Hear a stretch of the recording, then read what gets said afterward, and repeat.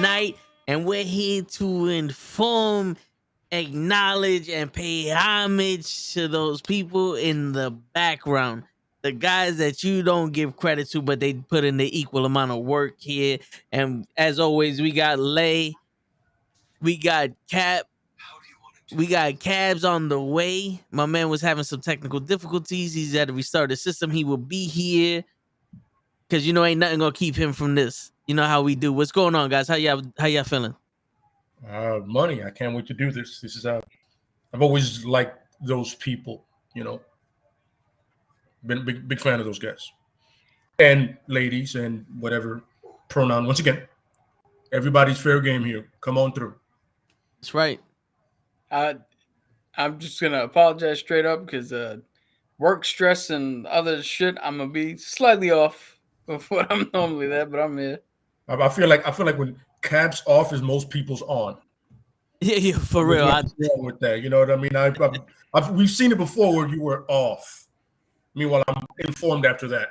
Well, what did I miss? Yeah. The Cap said that he's having a stressful day at work, so he might be a little off. Off in terms of like you might not be like you might be more upset than usual at stuff, or no, in terms of preparedness. Like same, dude, same. Work has been. I took some time off of work. I came back to millions of emails, but I mean, you're the book of knowledge, bro. I think you got this. That's what I'm saying. I said so. You're off is most people's on, but I'm just acknowledging the fact that that's true. For sure. He forgets more shit than I know. Here, that's the Batman bucket.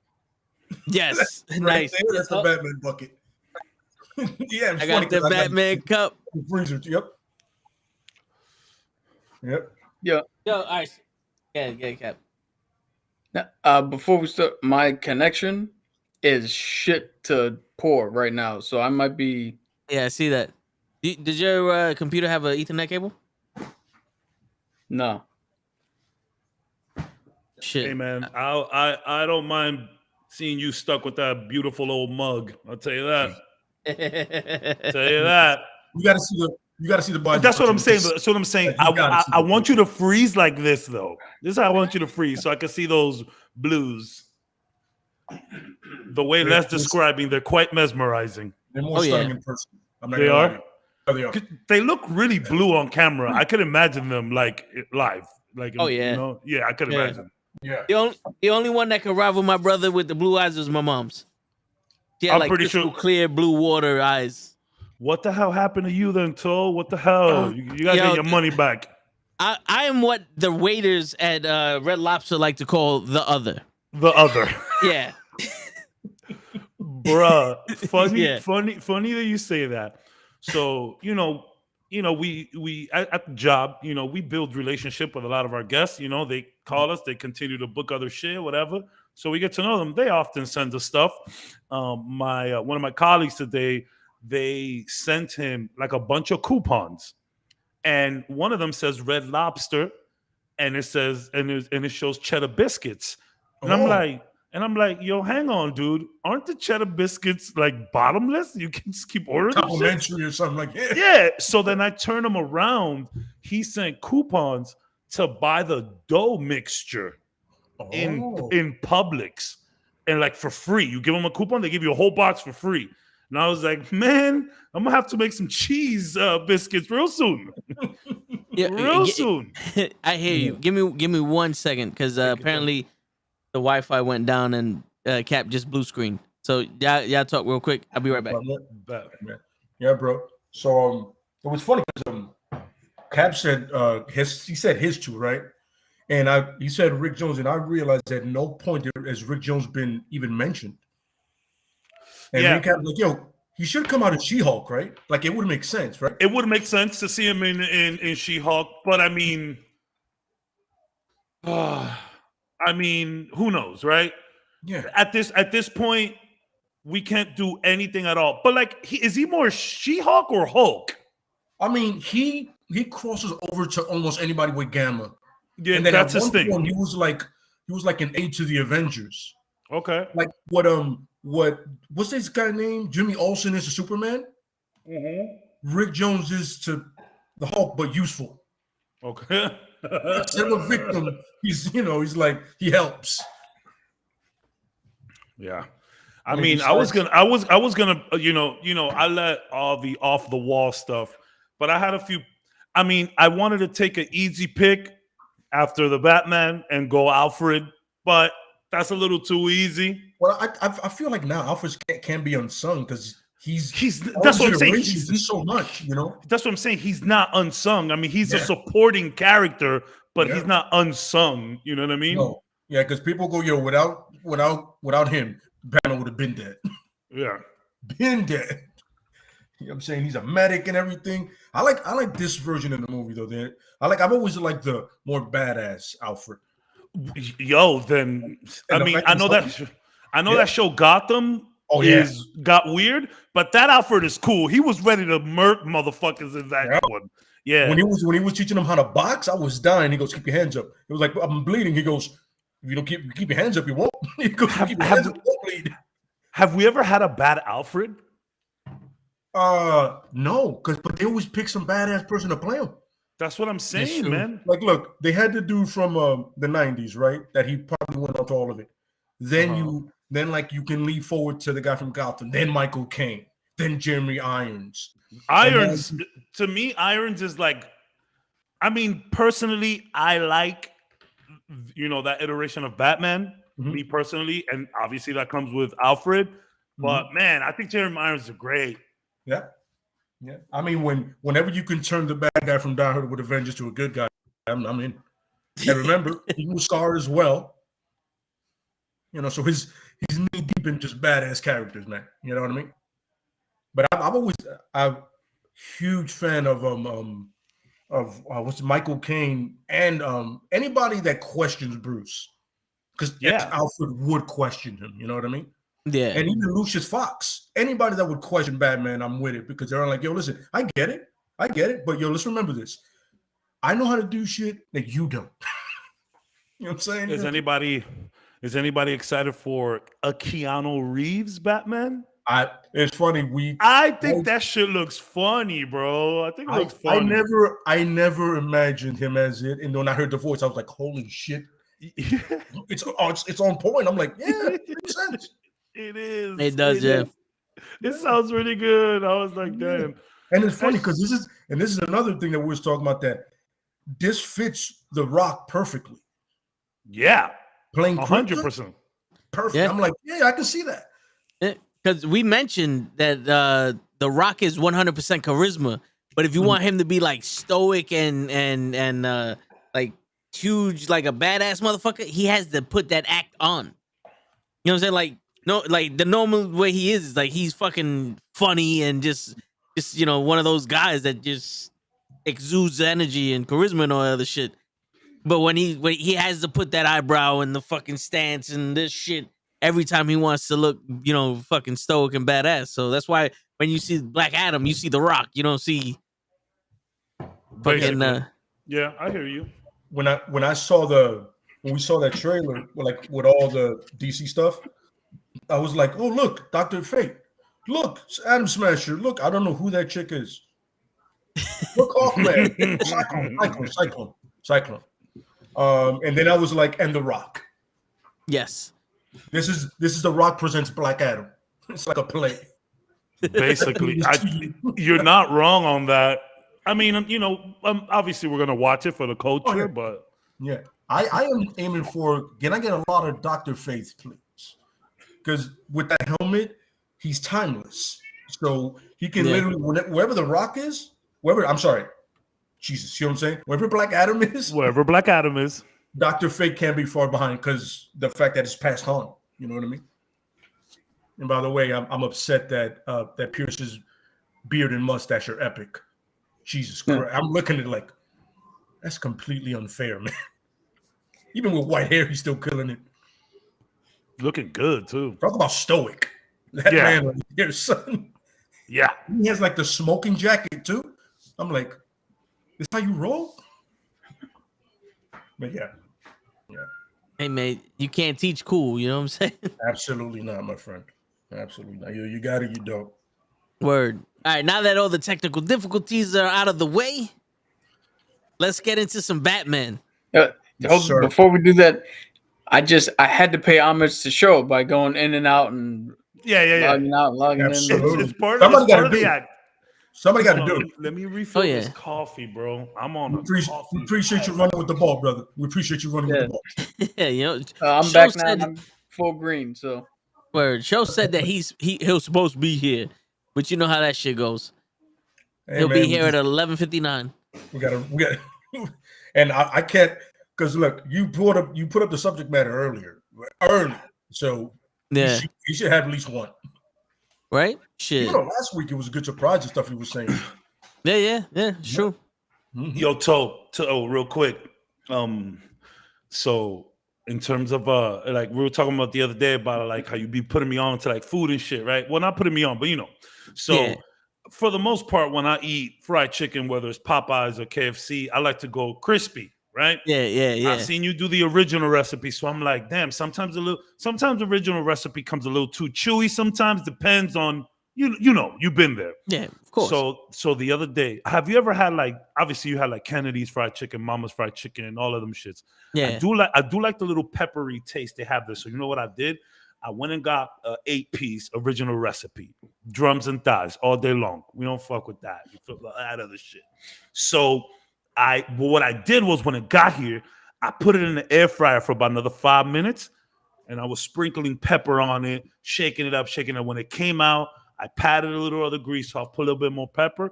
Yo, that shit tasted like a New York chicken spot. And I have had that for like the last 3 days. Just chicken. No mashed potatoes, no fries, no nothing, my dude. Just the chicken. And it's delicious like that, bro. I'm gonna have to try that then. Bro, if you're not gonna eat it there, bring it to the crib. You have an air fryer or oven? You have Yeah, an we oven. got an oven. Yeah, you got an oven. Just put it in the oven on a quick broil so it can get nice and crispy. Take it out, dab some of the grease off, throw a little pepper on top. Yo, son. All right, I'm done. No, I hear you. I'm gonna try to bring a food item type thing where you put me onto food like once every couple of episodes. I'm gonna try to do that. That's it. Because you smart, bro. You know your stuff. I try. You know what I'm saying? I try it. Yo, fun fact: for about a year, there was a time where we didn't have an oven because we didn't have gas. So why? Because of the Bronx? No. Because of stupidity. Okay. The geniuses try to turn the upstairs neighbor's gas on and said, fuck it. The best way to do it is to break the whole entire pipe. So it was leaking carbon monoxide. So the Con Edison was like, yo, we're going to turn your shit off until you fix it. And they had to wait until another person bought the house to fix it. That's so dangerous, bro. Oh, my God. That's not great. Yeah, so we winning out here. So were you guys just like doing takeout all day long at the time? Like just a whole year takeout? I bought one of those the smokeless barbecue shits. Okay, hey. And I was cooking steak on that shit. It's like, yo, you ever want to cook a steak for an hour? Throw that shit on there. That's what they don't tell you. That's what they didn't tell you about the Foreman grill and shit. How long it took you to actually make them motherfuckers, For real. bro. Even on the Foreman grill, that shit took a minute. You remember when the Foreman grill was like the biggest thing in the world and everybody was burning their houses and shit? Yep. Like, bro, Dude, I remember we used to live on a Foreman grill. My dad used to throw everything that he could on a Foreman grill. My dude tried to throw eggs on it one time and it just got, I'm like, Dad, okay, I get it. You like your Foreman grill, but can we just stick to, if you want to press it, make a quick little sandwich or something, cool. But like eggs, my dude, chill. That was the panini way. That just yeah. That was pretty much. Make rice on that shit. Remember when they came with that you could change it out for the flat Yeah. And it was like everybody was like good. For some reason, people didn't like the lines on stuff. I go, that matters to you? Yeah, for real. Dude, it's a grill, though. The good thing about the flat surface is good for like pancakes and shit. See, Dad, you could make eggs on that, my dude. Yeah, for real. Try the eggs on that. But it was just experimenting. Yeah, that, and you remember the set it and forget it Showtime rotisserie grill? Damn, we never made it big time like that. We never ended up getting one. Yo, my mom bought one on Black Friday. She said this shit was damn near $30 after all the sales and shit that she got. My mom was like, yo, go outside and go get your Christmas present, but don't look at the shit. I'm like, all right, it's a huge fucking TV. I was like, I kind of need to see this while I'm lifting it up and bringing it in the house. I'm not the immortal Iron Fist. I can't do this shit, for cheap power. You know what I'm saying? But she's like, yo, I got this shit for $50. I was like, all right. One of those DVDs, VCR TV combos. It's funny. My grandfather's girlfriend. Yes, my grandfather has been with the same woman for like years, never married her. Dominican guy, of course. She's Puerto Rican. And she has a thing where like she just cooks, bro. So like my grandfather, like once a month, his mail came to our house, some Dominican fucking scheme shit, I don't know. And once a month, I would have to gather up all his mail, take it to his house. And, he'd give me a couple bucks for it. So that was awesome. And she'd cook like a maniac. She had to set it and forget it. But like I seen her use it once. But I've never been privy to like owning it myself. Seems fun. Nah, yeah. You put the chicken in that shit and it just rotates. It's like, where Baraka work. You know how those chickens fucking just rotate? Yeah. Yeah, it's like that shit. Like it's like efficient and it's fun. I mean, I could imagine me as a little kid just fucking staring at that chicken. Like, when's this bitch gonna come out? Yeah. Word. You know how I told you that she got it on a sale? We want we're sitting in our house. All of a sudden, a literal fucking 18-wheel truck shows up outside, parks. All the neighbors and shit run up to it. Next thing I know, we got some dude bringing in a fucking reclining chair into our living room. That's the chair my dad sitting in for like 15 years. Yeah, it's literally off the back of a fucking truck. Yeah. Yo, it worked. This dude was like, hey, the shipment was late. Fuck it. Who wants some? Either that or it was fucking Joe Pesci on some, yo, this shit came off the back of the truck. We're gonna make our money somehow. We got fur coats, we got lazy boys, we got PlayStations, we got DVD players, whatever you need. It's funny, like there was so much things that I got off the back of a truck. Like when the PS1 first came out, like I knew some guy, family friend, who was getting them shits for $175, my dude. Original PlayStation box. PlayStation when it first came out was $299, kid. And I remember I got mine and he was gonna re-up in like 2 days. And I told my boy Ed, I was like, yo, tell your moms, bro, I got my dude, bro, $175 out the door. And he was like, yo, I'm ready. He didn't have it. So for 2 days, he didn't wait and just told his mom to buy a regular price because he just wanted it so bad. And I'm like, I get it. You could have waited, but it is what it is. I miss the That's back crazy. of the truck. I don't find back of the truck shit no more, bro. Yeah. Back of the truck now is open box at Best Buy. That's the best I can do nowadays. Pretty much. I remember back in those days with the N64 and the PlayStation. My parents went to Costco and bought it, and that was when it came in its own like little plastic shit. Yeah. And it was the N64, another controller, the memory card, 2 games, all the other shit. That shit was you remember when you see now that the game has changed now because motherfuckers can't steal consoles the way that they used to. Now what they do is have a whole bunch of bots buy it and drive up the price. Meanwhile, back in our days, motherfuckers was risking their necks to steal these motherfuckers and sell it to us for $150, $175. Yep. The game has changed in all facets. It really has. Yeah. It's crazy. Yeah.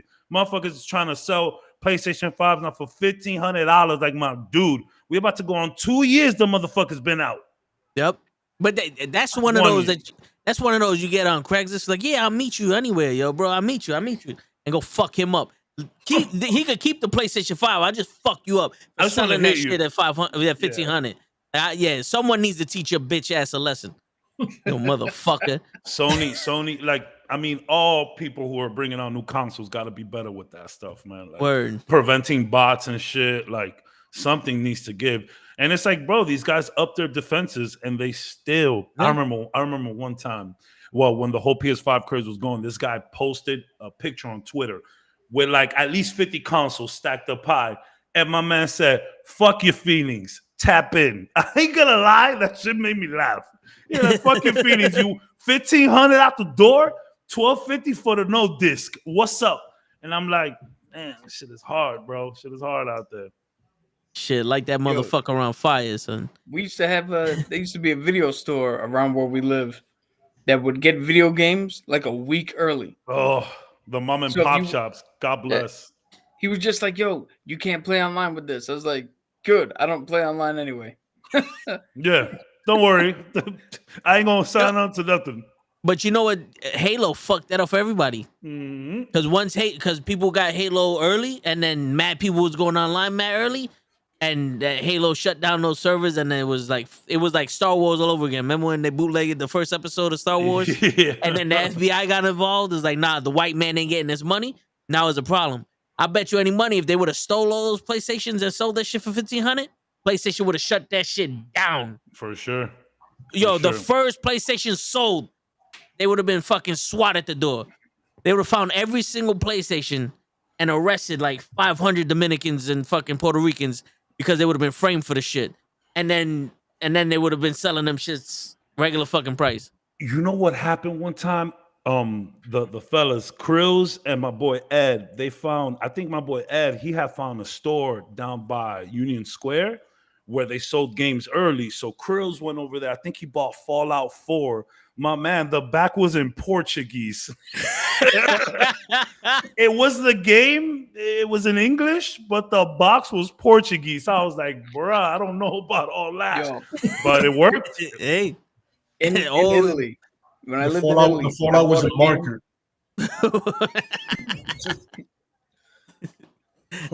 Covered in that. Go ahead, Cap. I bought a game while I was living in Italy that the front of it was the full American title. It was the whole thing. Everything was in English. So I was like, oh, shit. It's the game. I don't ever read the back of games because I don't give a shit about the back. Sure. Bring it back to the ship. Put it in the thing. I'm like, what the fuck does this say? Yeah. I had to go get somebody to translate so I could find the settings and then move change the language. Yeah, that's how Krill's was. The front was perfect. The back was Portuguese. I was like, nah, but God bless them mom and pop shops. It's funny, and Krill's the same. Like we used to play. So Xbox. Well, there was this thing called Xbox Connect, where you would connect your Xbox to the PC. And you can play games online like that. So we would bypass anything. So Halo, when Halo 1 first came out, like I'm not sure if there was an online mode. I think it was just kind of like couch co-op or whatever. But like through this, it's kind of like LAN parties. You like in college, you know, each dorm had a LAN jack. So you guys like 4 different rooms could jack into each other's like wall sockets, whatever. I'm gonna try to make this sound as least sexual as possible. They're jacking each other off. Yeah, I guess. It was the classic circle jerk. The classic circle jerk. So then, and they would all be able to play couch co-op together. So essentially, that's what this Xbox Connect did. But it made us do it online, man. Me and Krills used to go crazy with that. But then when Halo 2 came out, they stopped that shit because Halo 2 was like legit online. Like, yo, you need to sign on. You need to do shit like just to stop all that piracy shit. Show your green card, your fucking all of that. No, it's for real. Like put in the social. Number. I remember they asked me firstborn. Yeah, I was like, yo, mad questions, B. What the fuck are we doing here? Why, like? Yo, I remember when I got an EA Sports game and that shit asked me all these questions. I said, yo, I want to bypass, cancel all this shit. I want to play the game, and it was like, you have to answer these. Like, what the fuck is it? All right, the first street that my fucking next door neighbor lived on, I don't fucking know. My blood type, I don't fucking know. How many hairs do I have on my head? Like, yo, you want to picture my dick? Like, what the fuck? I'm just trying to play this fucking football game, son. I don't think Deion Sanders gives a shit if I don't use him. Like, what's the fucking problem? This is fucking ridiculous, man. This bank's less secure than the fucking way EA Sports sets up this shit when you first get in there. Fucking cocksuckers. I mean, in certain places you can get a gun with just your ID. Yeah, son. but I gotta go through all that shit just for a game. Yeah, bro. I live there. I live there. I live here, son. I remember I went to the gun show, And in the gun show, you could just cop a piece right there, right? So this one dude, they do a background check, right? So this one dude goes to buy a piece. His background check, I don't know if it came out dirty or not, but they were like, yo, based on your background check, we can't sell you this. But you can pay for it now. We can ship it to you to get to your house a week later. I'm like, what did you just? Why would you? No. So he got to wait a week to commit a crime. Is what you're saying? Yeah. And I'm not saying that's what he was gonna do. I'm not saying that's what he was gonna do. But based on his overall appearance, you know, my dude was money on him doing something my dude was straight Chico. My dude was tatted up in the face. I felt like going, yo, you don't want to think about this one? I mean, his background check didn't work out for a reason. You don't. I'm saying. I hate to judge a book by its cover, but when you look like that and your background check is shady, something happened. Something happened. You know something? It's true. You never judge a book by its cover. But sometimes the cover of the book says dictionary and it's a fucking dictionary. For real, yeah, exactly. Yes. Like, bro, like people be like, oh, you shouldn't go on first impressions. But like, well, first impressions is all I got. I don't know you. I don't know you, and I'm not quick to judge, but you're all tatted up. Tats, and look, you could be. I'm not saying that there's anything wrong with being tatted up. My bad. I pressed the wrong button. Tats on the face. That go. You're in a different level now. You feel me? You're not. You don't scream office job. That's what I'm saying. And again, I'm not judging you. Maybe you just want a gun for your collection. But then your shit came back dirty. So, I'm like, yo, red flags everywhere. The only thing this guy needs left to do is to put mustard on something. And that's it. Ring the alarms. Yeah, no, he's a psychopath. Ring the alarms. Or he's a vegan and he puts mustard on stuff. Oh, well, now he's a fucking mass murdering psychopath. Yeah, he's fucking. Bro, I was like, man, yo, I know somebody that used to put mustard on fries. Wow. Yo, he assaulted kids. Not sexually, not sexually, but like physically. He thought about it. Yeah, he kidnapped a few of them. Like he pulled up with the van. So honey, is that honey mustard? That's a different vibe though. I'm talking about this brand. No, Sweet Baby Ray's is the way to go. It's amazing, son. Yeah, Sweet Baby Ray's is like on some of that commercial. I put this shit on everything. Yeah, that's different though. I could dip some fries into honey mustard though. Yeah, bro. Yeah, regular mustard. You got to be something wrong with you. Yeah, you weren't raised right, but it's okay. Knisher pretzels. Yeah. All right. So are we doing Unsung Heroes or are we going straight to Batman? Let's go straight to Batman. Let's get into some Batman here. Well, I mean, I don't know if you guys see what my name is, but for the rest of this episode, I am Vengeance. There you go. You know what? I love how they were making fun of it. Yo, Vengeance. Yo, he died. Like, yo, Vengeance. Come here. Yeah, that shit was funny. But I'll let you guys start. Yeah. Go ahead. Yo, all I want to say is, like, in the beginning, like, they stamped it. Gotham is New York City. Oh, yeah. Gotham is New York City. I'm sorry. That was the best looking Gotham I've seen in a long time, bro. It was a nice mixture of Chicago and Batman. And by the way, I don't know if this is true, Cap. Maybe you can correct me on this. The Iceberg Lounge that they used, that's in London. That wasn't. Yeah, that was like a set. That was like a big club in London. Which almost the whole thing was filmed in London. Yes. Mm-hmm. Okay. Cool. Yeah, the exterior shots were mostly like New York City and Chicago. Like when you ever see the pan out, I mean, when you get into Gotham, apparently nobody washes Gotham. Well, it's for them. Even when it rains, I'm like, yo, it looks dingy as hell. But I like it. I'm with it. And my pops is supplying the soundtrack for this fucking podcast. I see that. We had some we had some real nice vibes there. The vocals. Yeah. There was you see that apartment that him and Catwoman are in. That the train is literally right in front of the window. Like. That shit seems very annoying, but the art. So that's where I want to start.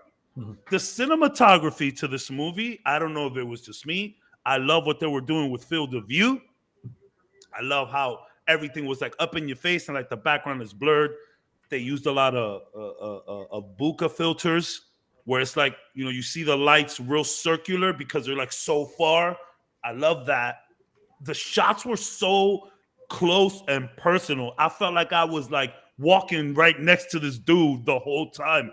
I was kind of like intrigued from the beginning because it's like we go straight into it. My man, 5 minutes into the movie, he's already at a crime scene getting bitched on by cops. I said, yes, yes, this is what I've been looking for, bro. So like, I'll stop there and I'll come back. But like, what did you guys think about like immediately your first 10 minutes into this movie? Because that's when I kind of like, okay, you got my attention. Some other things that I had gripes with, of course, but like the first 10 minutes, I was like, okay, all right, Patterson, what you got to tell me? I'm listening. So what do you guys feel your first initial 10 minutes? All right.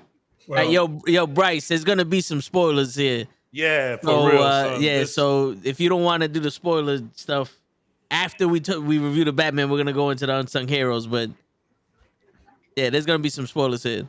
So who wants to start with that? Was it Lay?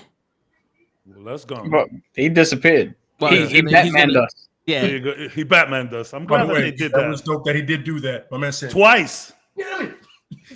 He did it. I think he did it twice. Initially, I got detecting shit, and me and Kevin spoke about it before. We wanted a lot of that, and we got that in spades. You know what I'm saying? The fact that he was there, doing it in the sport, the camera in his contacts. The contacts, man. I was like, "What's he doing?" He was on some, and the fact that the fact that he didn't speak as he was doing it was perfect. On some, and he only spoke to Gordon. Yeah. And props to Gordon for being another great detective as well. Seriously, he's on some, and Jeffrey Wright is always dope. So you know what I mean. I love his portrayal. I love this portrayal of Jim. He's like the honey mustard dip. Yeah, put him in anything. Okay, I want him in there. Anything. But yeah, definitely the detecting for the first 10 minutes. I was like, there we go. This is the Batman I've been asking for. You know what I'm saying? Detect. Year 2, and that's really his best skill is detecting. It isn't fighting and that it's him just, all right. Okay, I see what's going on here. That's what I wanted. Don't too much. It's funny because Le brought up that game that the guys made me play in front of them every time. Like I couldn't play. It was like this whole murder mystery, this copycat killer, and you're going around detecting shit. And I said immediately, yo, bro, I'm getting crazy Condemned vibes. I hope Leg gets them too. And it looks like he did. It looks like he did. Yeah, right, cool. I thought about that because when that vision through the lenses, you're like, yo, that looks just in red. It's like the game was just in red because in the game it's blue. But that's all I was like. Because it's black light that you're looking for in the game. Yep. Yeah. That's listen, man. If you love reading Batman and him being a detective. Like the books that focus on being a detective, like the Long Halloween, clearly, you're gonna be a fan of this 100%. Yeah. And Long has something else to do with, but that's later. What was your first initial 10 minutes like to watching this movie? Yo, all right. So it started off with the breathing and him looking at the kid as a ninja. And initially, I was like, "Yo, is that Bruce?" And then I was like, "Nah, that can't be Bruce," because like my man, like. I know the Riddler's not gonna be old enough to be like 40 years older than Bruce. And then when he killed his pops, I was like, all right, that's somebody else. The breathing, I was like, all right, I don't know why my man's breathing like that, because sometimes I don't like the breathing too much. It's Bane. Yeah, but when he's watching the debate, and like I'm listening to the shit, and we had this conversation, like, was Batman the reason why all these people were coming out and all that other shit? And I'm like, all right, this is dope. We're already in this discussing Batman. He's not like somebody that no one's ever heard of before. And then as soon as the TV light and all you saw was those eyes, I was like, okay, they got something here. Yeah. They got something here. I'm listening. I'm like, all right, man, I'm listening. Yep. And then, he bashed this dude's fucking face in, and I was like, all right. I thought the Riddler was going to be a joke the way he looked. and from the coming attractions, I wasn't really hyped to watch this because of the little bit I saw. But then watching, I'm like, all right, I understand. You know what I'm saying? I wasn't expecting a green question mark suit, but Riddler was intense. Yeah.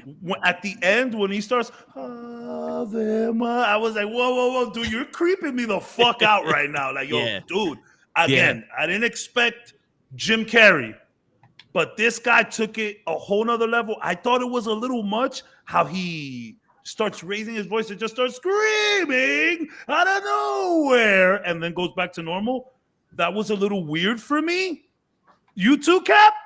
Oh my god, Yeah. Cap. It was with that.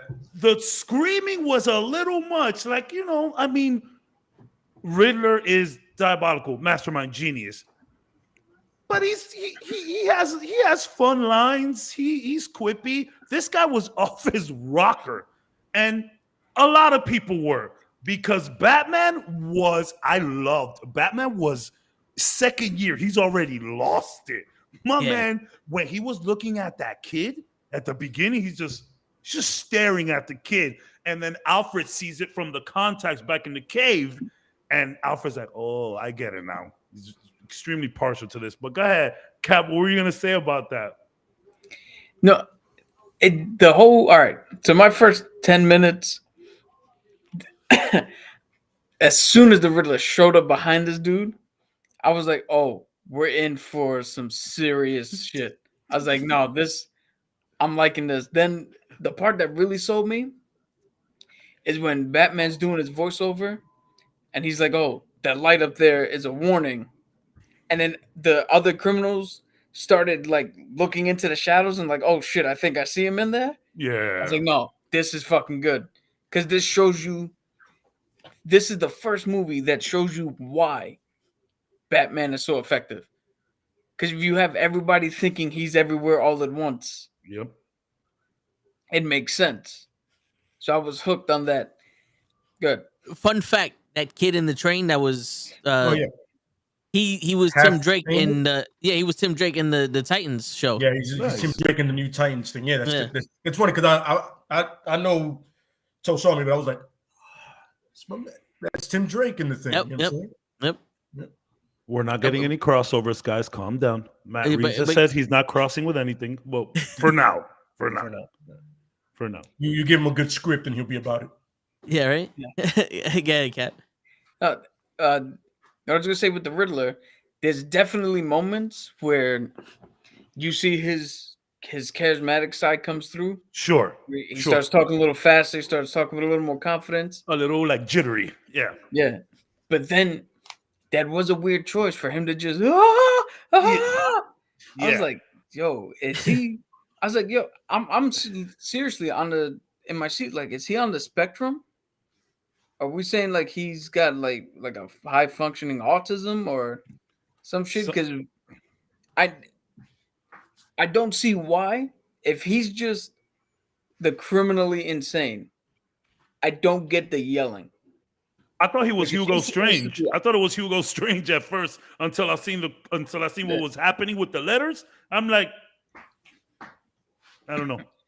Yeah, that part threw me. But overall, this movie was good. Yeah. I can't call it awesome because I think this is the first Batman movie with no fun. And I mean it in a good way. Do not expect there was a little fun in this fucking movie at all. There was a little fun. The only fun with Jim. The only fun was like Jim when he's like, no guns. He's like, nah, man, that's your shit. Like, I got my strap, bro. Chill. There was fun. Also, and Penguin too. It was like that. You guys know habla español? What the hell is wrong with you guys? Yeah. But the only fun was for us creeps. Every time he snuck up on Catwoman, and she said, "Why are you doing that?" Yeah, in my head, I was like, "This is how you flirt." This is how you flirt. Yeah, you just walk up to girls randomly behind them like, I'm Batman. No, you're in the bodega. You like, so you getting drinks? They're about to get their hair done. They're getting their hair dry. You just pop up out of nowhere. So you're drying your hair. Fuck, They're waiting in line in the bathroom, like long line. What the fuck? Why are you always everywhere? You know? Yeah, man. But like, they open up their door, you're sitting on their couch, like, hey, what's going on? I'll let myself in. I will say that towards the end of the movie, like you could have cut maybe 20 minutes off this bitch, maybe 20, 30. You could have cut a little bit. But I mean, that's a gripe we have with all long movies, I guess. You know, I do feel like the fact that they weren't doing origins and they're just like focusing on him, I thought that it was okay, even though it was a little lengthy. And like we really saw barely any Bruce Wayne. This guy was in the bat suit. Yo, he was in the bat suit that whole movie. He was Batman when he wasn't in the bat suit. He was always Batman. Yeah. Dude, again, everybody was very scared of Pattinson and what he was doing. And he said it off rip. This is a sad Batman. Well, he didn't say it off rip. This was like a couple months ago. He was like, bro, this is a sad Batman. And I think, like, in terms of a sad, messed up Batman, I think it worked beautifully. Yeah. Whatever the directors were telling these guys to do, they did it in spades, especially the Riddler. So the Riddler, the screaming was a little jarring. It was a little maybe unwarranted for the Riddler. That's kind of the Riddler, that he's just kind of calm, cool, smart, genius, collected all the time. So I don't know. But like whatever they asked these people to do, they fucking did it. Which brings me to my next point. I've said it here many times. One of my favorite aspects of Batman is the mafia shit included with it. And I really was hyped with this rendition of Penguin. I love that he was a wise guy. You know what I'm saying? They threw us a little Easter egg with the waddle when he's tied up. Yeah. But I am glad that he wasn't eating fish and shit. And the Penguin that they had in the Gotham show was extremely weird. But I did like that rendition as well. You know, you do something different with it.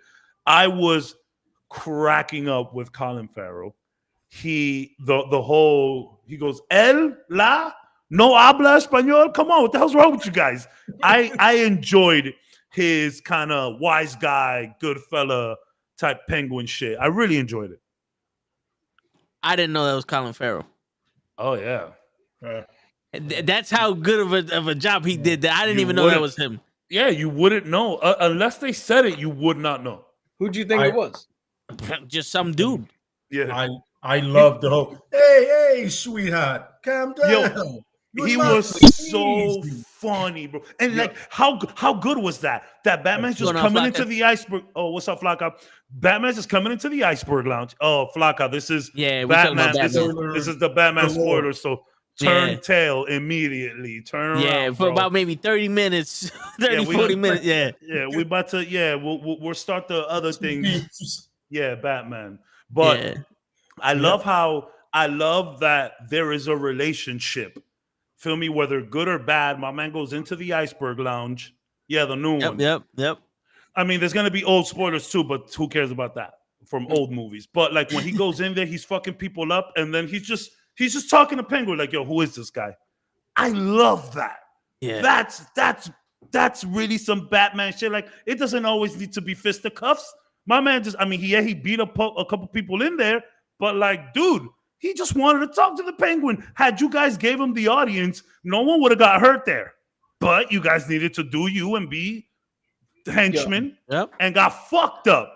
But like when he's sitting up there in the VIP with Penguin and they're just kind of shooting the shit about this new villain, I love that Batman can go to another villain and be like, yo, who is this guy, bro? Yeah, I heard that there was a scene that they cut from this movie where he actually went to the Joker to talk about the Riddler. I would love that, bro. I would have loved to seen it. Maybe we leave it for later. I mean, we did get to see some Joker and as Joker, right? Yeah. The director confirmed it is. Yeah, he is. I mean, you see his fucking mouth. I was not excited about the laugh. I'm gonna say that right now. I was not excited about it, but whatever. Who cares about the laugh? It's not Jared Leto. It's funny. I like the fact that every time he went to the iceberg lounge, it was 3 different ways. He went in as Batman by force. Then he went as Bruce Wayne, the easy way to go in. And then he was like, fuck this, snuck in. And it was like, I'm not here. I don't have time to waste. I got to get stuff done. So it's always funny. He used every persona that he has to be like, yo, Batman, Bruce Wayne, then like, yo, stealth. I'm getting in this place one way or another. You know what I'm saying? So I think that's the fun part, that he used Bruce Wayne as a way in. That's like this. That was his socialite moment. It's like me using who I am. Like, it's funny, even when at the funeral, people go, "Oh, look, it's Bruce Wayne. You're alive." Yeah. You know, because that's him being so secluded that everybody goes, "Oh shit, he came out. That's how nice of him. I didn't know he was alive or in the country." Like, you can tell everybody had that shock to them. When I saw that, I was like, that's dope. That's a nice element to it. You know what I'm saying? By year 5, he's already the playboy. Yeah. You know, Yeah. the one thing I do wish, I mean, this movie was good. The detecting shit was kind of like, all right, try to figure out what the plan is. Sure. Cool. I wish they would have had the foresight to not tell us that was the Riddler, and to not tell us who was playing him. So that way, we alongside Batman are like, who the fuck is this dude in green? And what the fuck's going on? And then we could have been like, oh, that's the Riddler. Oh, so who is he? Is he that dude? Is he that dude who? I hear you. I It would have been a 100%. more. I 100% agree. And at the end, we could just get a reveal like Yeah. to kind of spruce up that last act, because I don't know, that last act was a little weird to me. It was a little. You weird. guys, you've all seen the movie Clue, right? Yeah. Yeah. You could have made it like Clue. Like, we don't know who the murderer is at the end of it, but once you figure it out, you go, "Oh, okay." Or even modern Clue, Knives Out. Yeah. You know, even modern Clue, like, you know. Absolutely, yeah. You know what I'm saying? But I completely, I'm with that. You know what I mean? You know what the biggest thing about this movie is, like, it's kind of like with Spider-Man. He was like, yo, I didn't know that this Spider-Man was an origin for how Spider-Man was that we seen him in the comics. You know, he went to the blue and red. This is an origin for Bruce Wayne.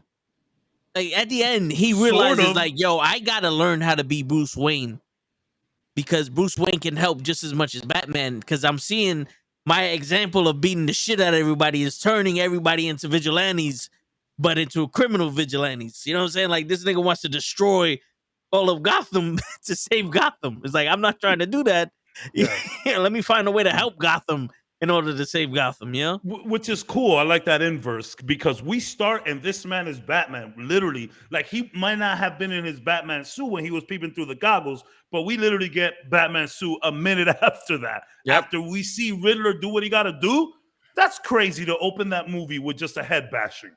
Like, yo, I was like, okay, we're really into it. And it's like, I feel like they did say it was going to be dark. Mm-hmm. I think it was a nice, like, it wasn't like fucking horror either, you know? So I think it was a nice amount of dark. But I think it's interesting that you bring that up, too, because how crazy is that we're actually seeing the opposite, where it's like, bro, let's see you turn into Bruce a little bit. He had an Iron Fist moment, like, hey, maybe my money can help. It's like, so then it's great that you said that. So the burning question, what do we think about Pattinson's Batman? I'm not gonna lie to you, man. I would, the fact that he was more Batman than Bruce, I was with it. I was a fan of his Bruce because it made sense for his second year. You know, like, he doesn't have everything together. He's piecing a bunch of shit still, you know, and he's a really edgy prick. You know what I mean? When it first starts, even to Alfred, he's a fucking dick. Yeah, man. I was kind of mad when he said that to Alfred. You're not my dad. I said, whoa.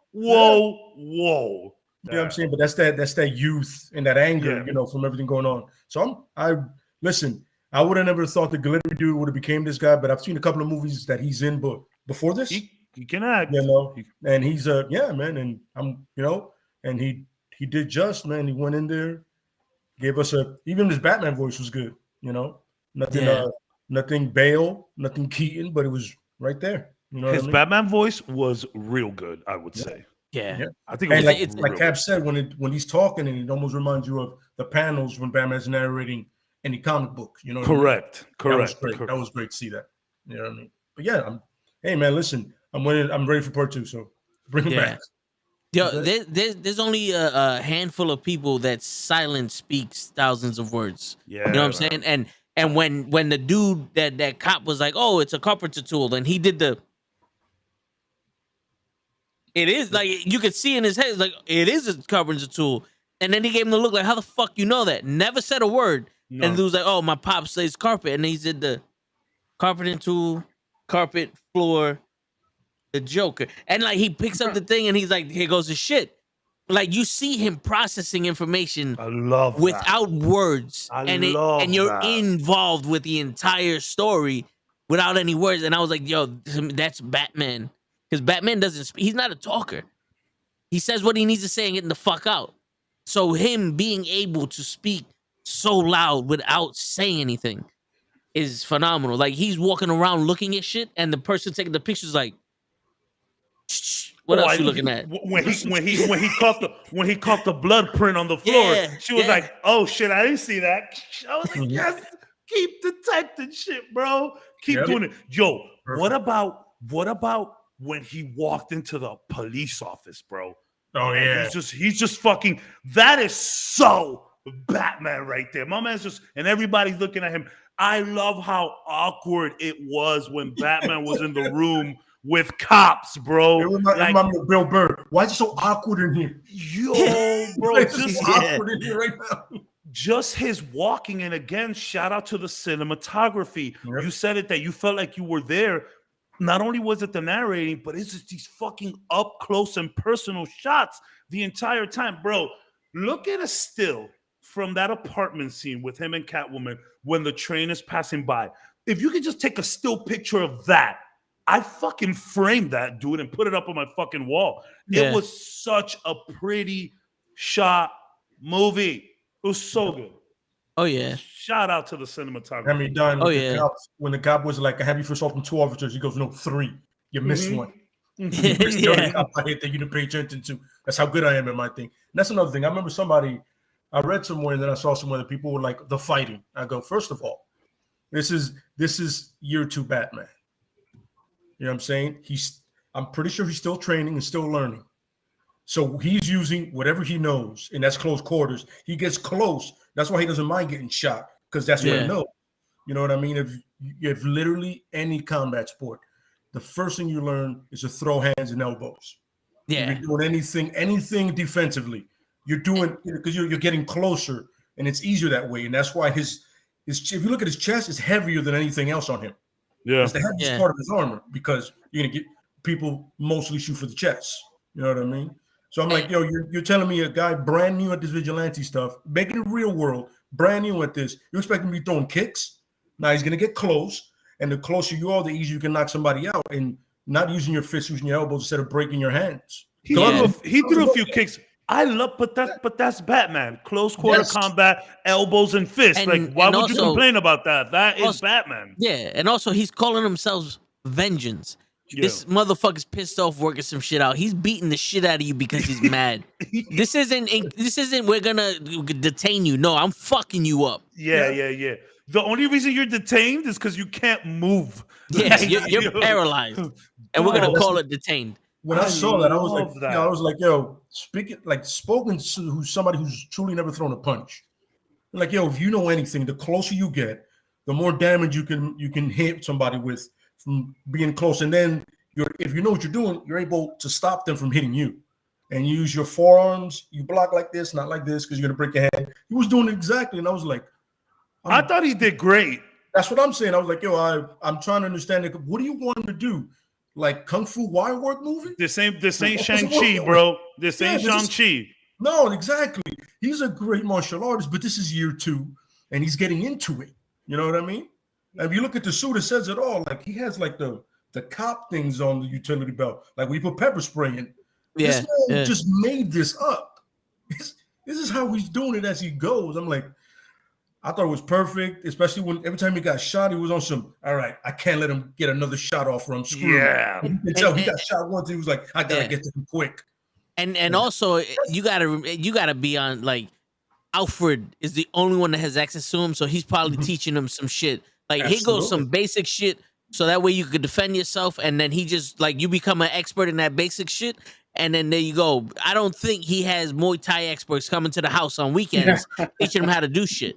Yeah, you know what I'm saying? Like my man, you see the house, it looks like nobody goes there. By the way, that's another thing. I love the fact that it's not a mansion in a way. It's a building in the middle of Gotham. It's right smack in the middle of Gotham. He is literally in the city, not on some hill away from the world. So this is clearly year 1 until he makes something more like a bigger bat. He has like a Batman cave because it's not that big. It just fits the car. It's a Batman cave. Yes, yeah, it's a Batman cave. Yes, fits your car, yes. fits your motorcycle, and that's it. Everything else you do in your apartment or your building, and nobody can see it except you and Alfred. Yeah. Nobody goes into certain rooms.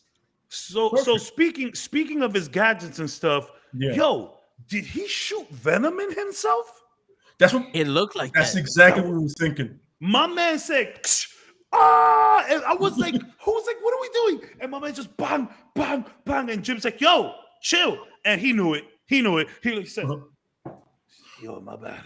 But like, yo, that looked like venom to me. Yeah. The prevailing theory online is that it was just adrenaline. Okay. I don't Is think adrenaline green? I don't know. Yeah, I've never had to use it. Maybe for the fact of just because green pops, so when you see it, True. Most of adrenaline is really clear, so you're not really like, oh, it doesn't look like much, but something green, for cinematography-wise, like to make it stand out. I thought it was venom too. I was about to go, where did you get venom from? Yeah, I hope just got here. I hope it's venom. Bane. I hope it's venom. No. How cool would it be if it is venom, and we find out like if they ever get to continue this series, and Bane shows up, if we find out that venom has been around this whole time, but it's not like drops or other drugs. It's like a really underground shit. Mm-hmm. And Batman's aware of it, but it's like it's too underground to worry about. So he only has a little bit of vial. He doesn't have anything to go off of. It's not prevalent. If shit hits the fan, pop the venom. This is in case of emergencies. Yeah. Until he sees Bane and is like, oh, that's what that's supposed to do. Exactly. And like, we get that's what I've been shooting myself up with. Bane, like somebody that I'm like, see, that makes sense. That guy makes sense. I got nothing against Tom Hardy, but Bane is a big man. Yo, but I mean that would be dope. Like, let's say the second one, he does it again, and like the third one, when you introduce Bane, you see a little bit of an addiction to it.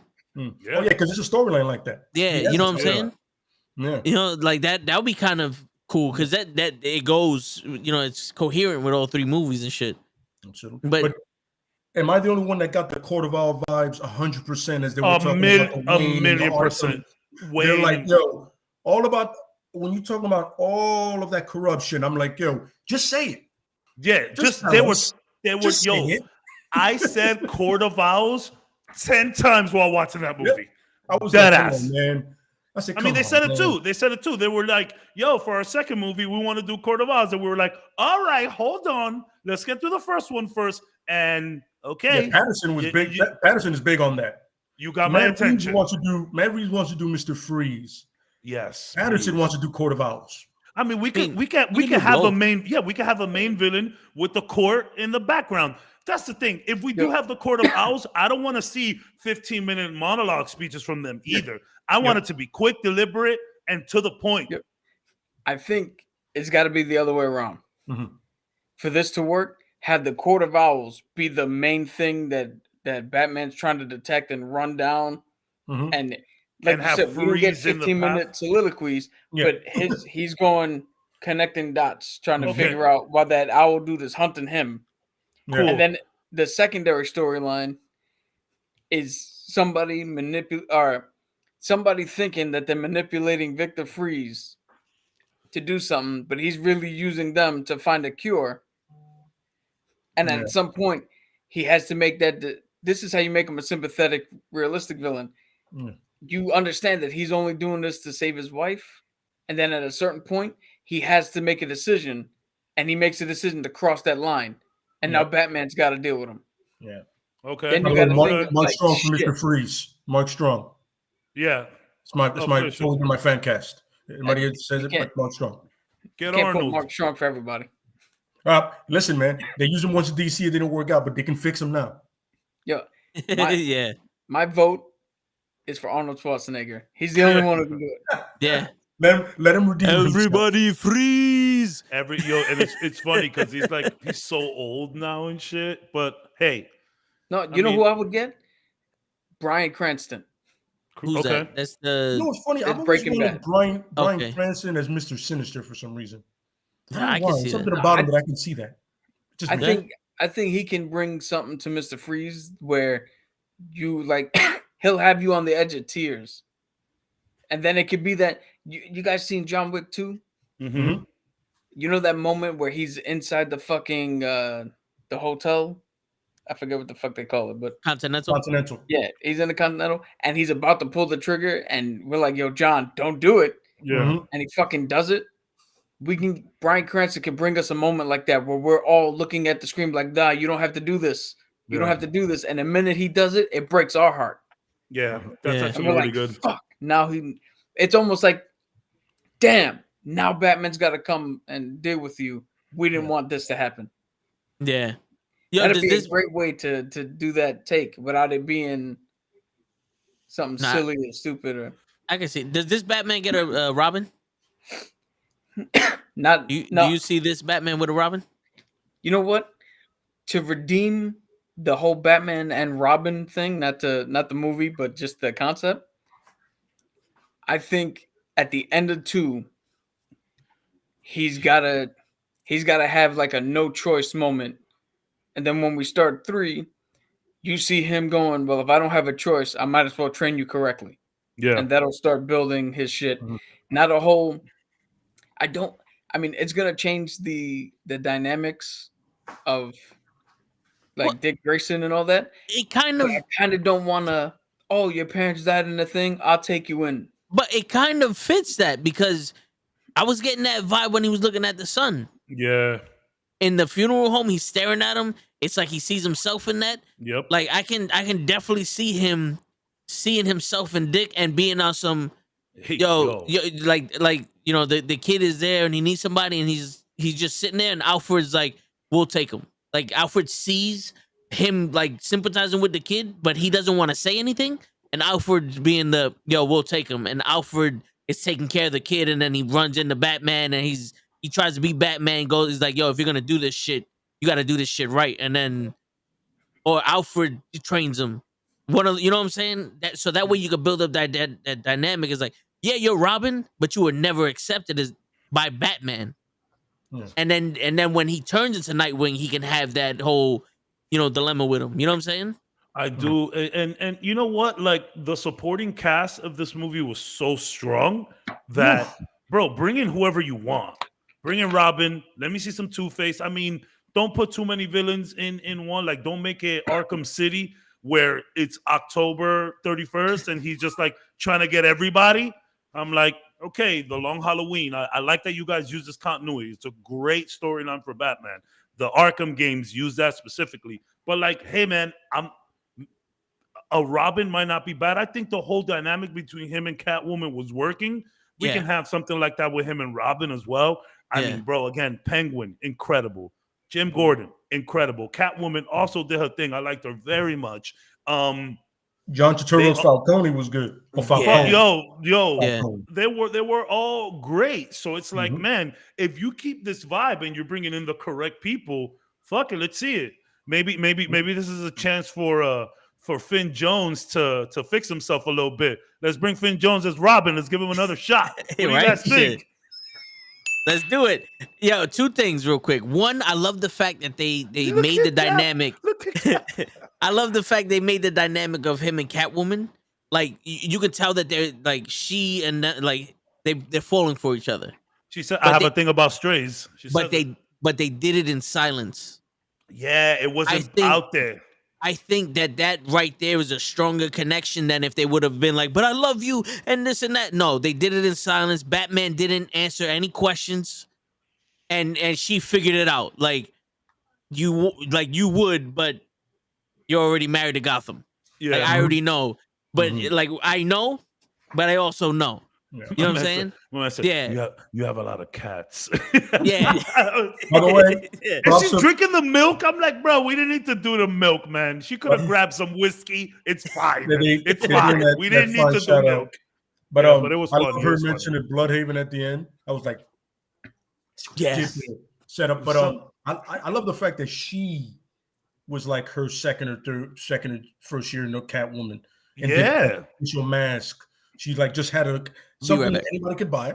You know what I mean? And then she went along with it. But that was the worst. That was the worst baklava I've ever seen in my life. It was not good. It was not good. It's like it was, but that was part of it. And I think she did great. She had great fight scenes as well. She was kicking and shit. Yep. Doing some. I was like, okay, girl. Yeah, I see you. Falcone twice. You almost killed him twice. And how good is that scene where she has the contacts on and she's walking in the club? He's like, look at him again. Look at him again. And she goes, bro, they're gonna make me.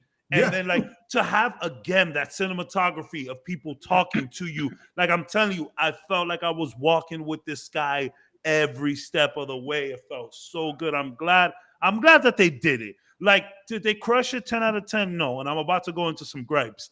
But man, I'm glad that it was good. I think it was a phenomenal movie. But looking at it a little bit more critical, it's really good. But before you get into your gripes, what was your favorite scene or shot of the movie? Because mine is right as he's trying to leave the precinct when he shoots the grappling hook. Yeah. And you get to ride it with him, and you get that whole perspective of the ground leaving. Like that shit was fucking good. Everything was in your face, background blurry. The field of view use in this movie was nuts. But in terms of a favorite scene, I'm sorry, that fucking little Catwoman apartment that they were in with the train right next. I live right in front of the train, but I got space. That train is breaking mirrors. That train is shaking that house every time it passes. And look, man, I wish I could watch it again. I want to watch it again, and I want to just take a still of that. It looks so cool. Like, I remember thinking, like, bro, I would hate to live in that apartment, but I kind of like to live in that apartment too. That apartment gave me some real Daredevil vibes. It was great, man. It was great. Yo, here in New York, there's on the 2 train. If you ride one stop going into Manhattan, there's a part where it passes a building and it's like a foot from the fucking building. It's right there. It's literally like, yo, like you. If they stop the train, you go, yo, can I get an empanada? You can grab it from the lady's apartment, most likely. Yeah, that's I think Innerville and Jackson, like in between those two. Shit. Honestly, that car starting. Bro, the car was good. The car was good. It sounded like a muscle car meets a jet engine. It's a muscle jet, and I was like, Jesus Christ! By the way, it's probably the most back shot. The back shot of it. Yeah, the back shot of it was so cool. Yeah. And that fight scene where everybody's shooting at him, but it's kind of like the Darth Vader scene. Yeah, the Vader scene. But that's what I'm saying. That's every time somebody shot once, he was already dropping them. You got one shot, make it count. Yeah. You know what I'm saying? Yo, you know that they actually took the Vader theme from Rogue One and slowed it down, and that was the music they used for Batman, because I think the guy who did the audio did Rogue One. Yeah. So there was a lot of Darth Vader influence in this Batman. Yeah, I had once said something incorrect. A lot of people that worked on this film worked on Rogue One. The director is who I got wrong. Garrett Edwards did Rogue One. Matt Reeves didn't. He did the Planet of the Apes. But I got it confused because almost everybody else did fucking Rogue One. Yeah. Because I was getting mad Darth Vader vibes. I was too. But besides that, I would say the police station was my favorite, like overall scene. Just him walking and all the cops, and even when the first dude came in, the one that they killed after, he's like, the commissioner. Jim, what the fuck is he doing here? Get this guy out of here. And Batman's just like, I'm right here. One thing I gotta mention. This is, I said this to Toe and Lay.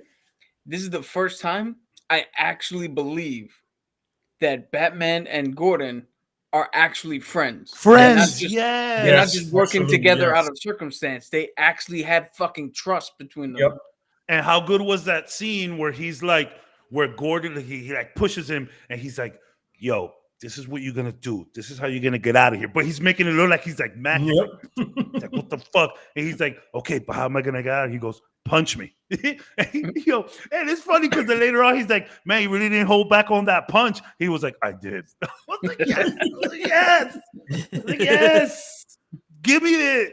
This is man. It was good. Before man. we get into gripes, what was your favorite scene or shot of the movie? My favorite moment of that movie, even though a lot of it was when they had Penguin tied up in that little like area, and him and Gordon was screaming at each other. Yeah. When Gordon was like, "Come on, look at this shit." It was one of those like, "Yo, okay, Gordon just proved this isn't the only thing you got to worry about." Yeah. He may be in a suit fucking you up, but I'm a bad motherfucker too. Like I'm not here playing around. I use guns. Yeah, because a lot of the times in a superhero movie, only the superhero is the bad, is the motherfucker with balls or somebody you don't want to fuck with. Very rarely, executioner. Very rarely do you have the bad guys, the good guys, the people who don't have a side, and the background characters badass. Great lead. It's a great lead to the topic. Oh, yeah. I love the fact that when even in the cop section, when goes like, all right, everybody stopped when he said stop. Not when the commissioner said stop. When Lieutenant Gordon goes stop, the cop stop, Batman stops. And also I'm like, yo, we respect this man. Yeah, we know what he's capable of. Even the villains, he was like, yo, Batman, I'm on that list. Like, is he gonna come for me next? He goes, no, you're not corrupt. Yeah, like, absolutely. God damn, like they pulled us some strings, bro. Yeah. There's a lot of. I feel like this Batman was very personal to a lot of people. Yeah. There's a lot of little things that we've all craved from Batman that we got here, and everyone has their little things, but like that part there, that kind of reminds me of Predator when he tells the girl, don't pick up the gun. That's when he hasn't killed you yet. So it's like, and then you have everybody, doing the Thanos was right thing when it comes to Riddler. Like, Riddler, he's doing our job. And even Batman was like, he's killing bad guys, okay. Yeah. But then it got serious with them notes. Kind of got the Red Hood vibes from that little Red Hood. Hell yeah. He was like, it was like, yo, I'm doing what you're not, in a way. But then all of a sudden, when he thinks they're partnering up, he was like, no, sir. You mistake that. We were never friends. I don't know you. It just felt so Gotham, bro. Yeah. It really just did, man. I also enjoyed the fact that not every single cop was corrupt. Yes. Yeah, give us some good cops. Yeah, because usually in the Batman movies, every single cop is corrupt except for Gordon. Yeah. And it's like, how is Gordon still alive? Yeah. I was telling them, which I'm upset they're not doing the GCPD show. And I need more into the moment, but that guy Martinez, he's in that graphic novel. Okay, yeah, he comes up and he winds up partnering with the girl that Rosie Perez played in the other one.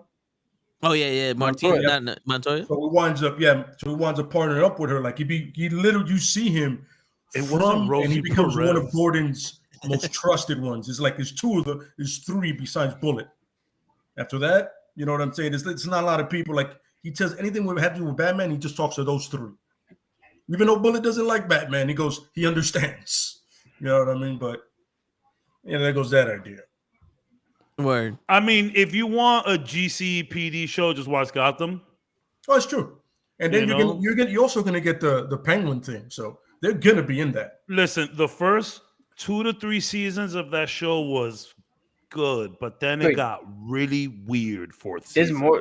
There's more than one season? There's 5 seasons. Really? Yeah. Who the fuck was watching that? I watched until 4, and I said, I can't do it after 4. But the first 3 were pretty good. When they gave us a steampunk banging, I got thrown way off. The costume choices were really weird. Yep. Mr. Freeze looked terrible in that show. But I did enjoy the young Batman type of thing. It was cool for like the first couple seasons, but there was some on and off. I did like Alfred was good. I did like Jada Pinkett as Fish. I did like Fish. Fish was funny, but man, like I think that's why they decided not to go with it. But I'm okay with seeing fucking this guy, Mr. Wright, do Jim in like a show. Like redo Yeah, I think it's gonna be redo Gotham. Redo Gotham with him. Redo the Oh, show yeah. Gotham with him as Commissioner Gordon. I'm in. Yeah. Yeah. Yeah. So I'm curious to see what your gripes are. Yes. Yeah. Let's get into that. All right. So number one, I understand this is nitpicking. I understand that we were trying to go for a more grounded Batman. I feel like they really want, like, I mean, Batman's always grounded. Batman is one of those characters that it's like, yeah, I mean, we've had discussions on here. Like, if anyone were to copy a superhero with the right amount of money, it would be Batman or Iron Man. So I get that they were going for a more grounded Batman. I didn't like the wingsuit. I didn't like it. My man took his cape and zipped up and wingsuited. I was like, what? Like, in the Dark Knight series with Bale, Lucius Fox had a great way to explain how he can get the cape open and fly down with electromagnetic pulses throughout the cape. The fibers expand, and they use it for spelunking.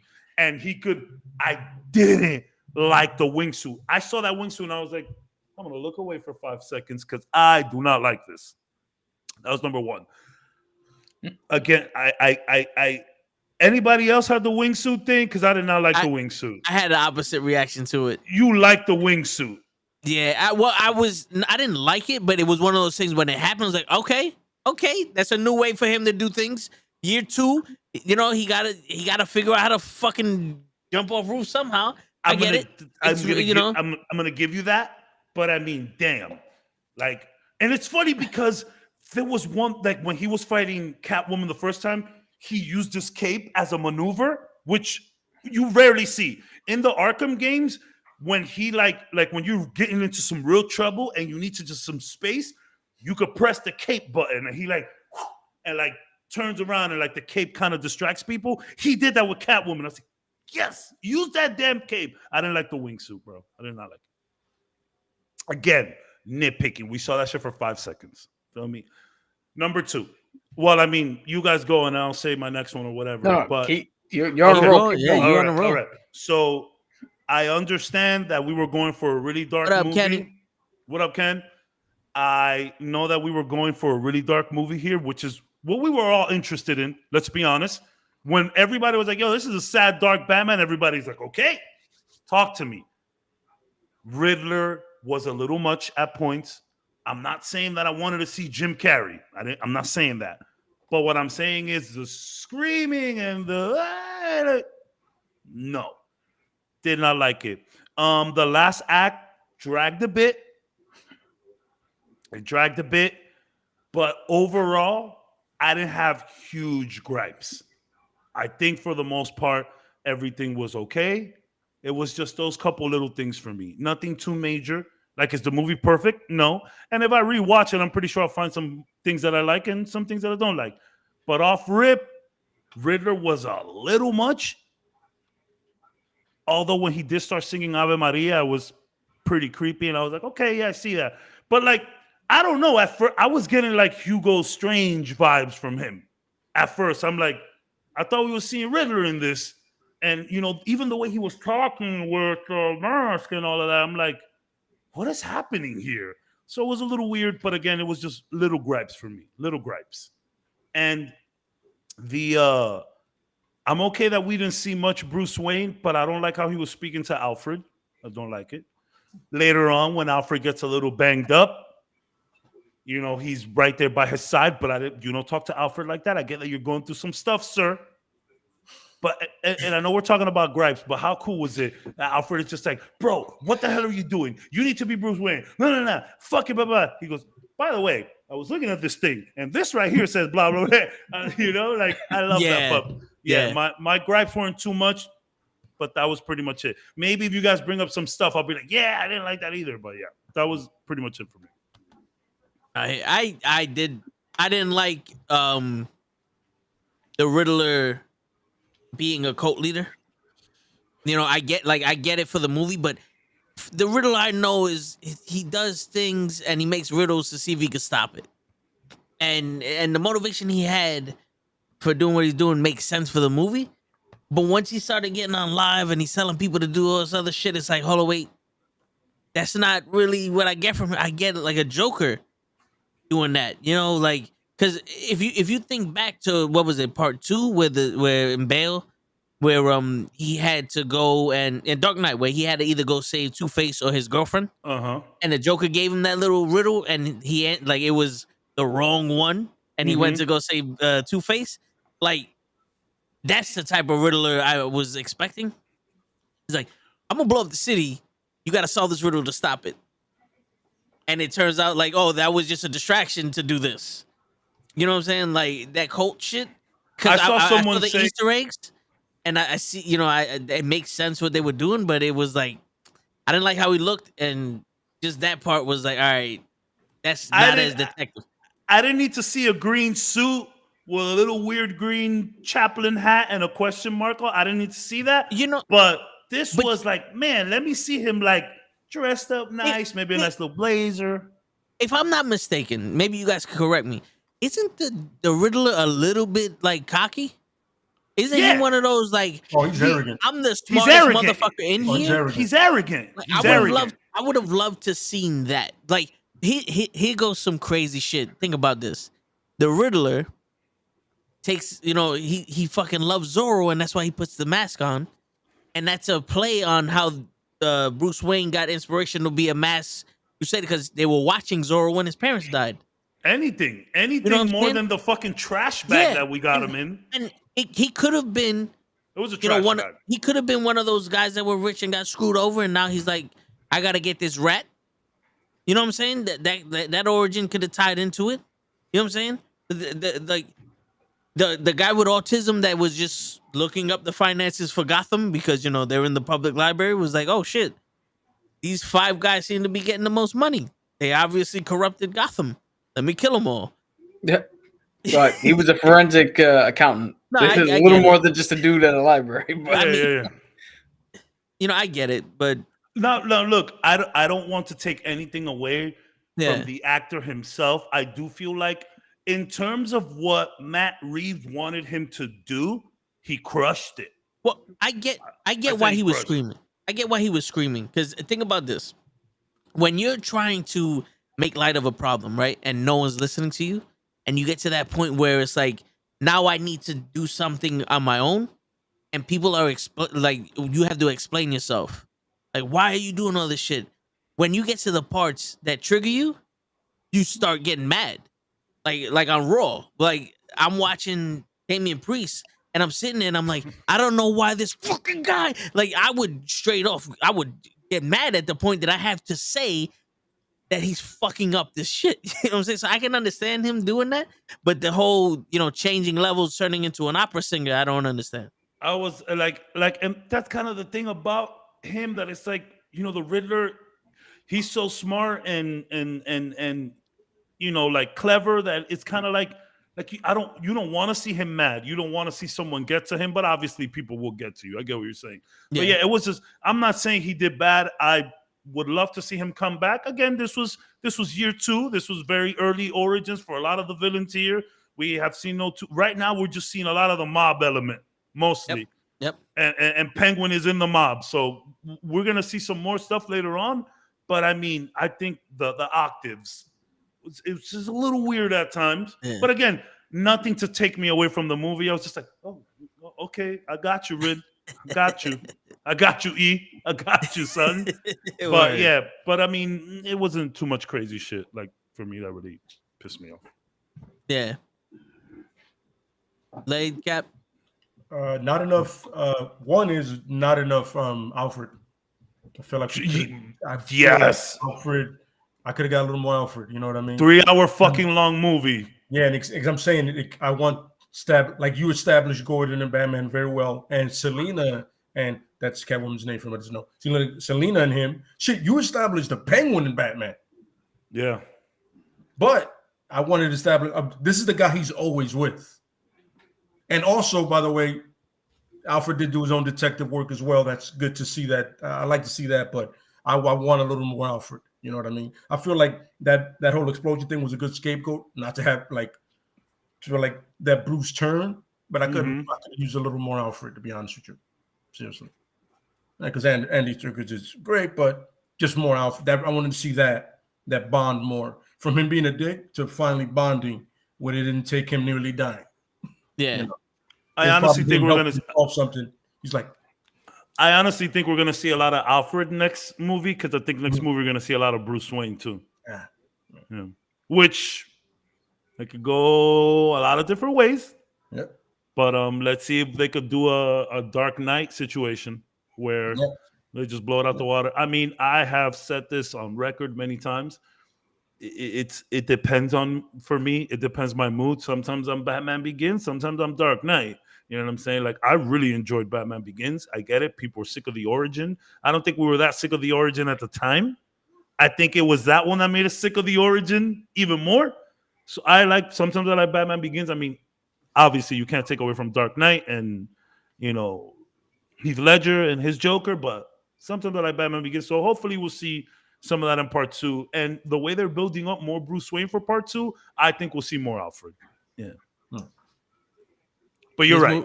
Would have loved to see more Alfred. Yeah. This movie definitely makes me hate Batman vs Superman more. Yeah. It's just wait until he shows up. Martha. Yeah. Look at it even say, Yeah. It's with fucking Lois. It's gonna be Lois versus Selena. I kind of hope they don't do. I kind of hope they don't do no crossover stuff with this. Just let it live. Ass handed to her. Just let it live.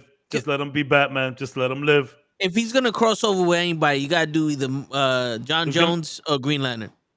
I mean, most likely it'll be Joaquin Phoenix, like that. Like, if you really are gonna do it, I don't think this DC Batman matches like what everybody else got going on in DC right now, like with he doesn't match Aquaman or none of that shit. No, I don't think it'll be good. But that's what makes it perfect, because Batman's not supposed to match him. That's true. Batman has always been a part-timer. He's always been the vibe guy. of the movies. I like the vibe of the movies. But the vibe of this Batman with that Aquaman and Superman and the Flash and all that other shit would have been way better in Justice League, because they would have been talking shit and he would have just been standing there on some, I don't understand, like he with the look like fucking guys are idiots, and then just leaves and goes and handles his business. You know what I'm saying? Like, because Batman's always been a loner. From what I understand, the only person he actually respected was Superman. If you guys have ever seen Justice League Unlimited, there's a scene where they're like, we all should turn ourselves in, and then hit Batman because you want me to do what? That is the dumbest move I've ever heard. If you want to turn yourself in, go ahead. Oh, you have to come with us. When the woman says, I don't have to do anything. I'm a part-timer, remember? And then turns off the screen. And then Wonder Woman was like, yo, you actually took that better than I thought. Versus out real quick. I don't have to do a fucking thing. Yeah, it's funny to deal with no superpowers and let everybody else in there.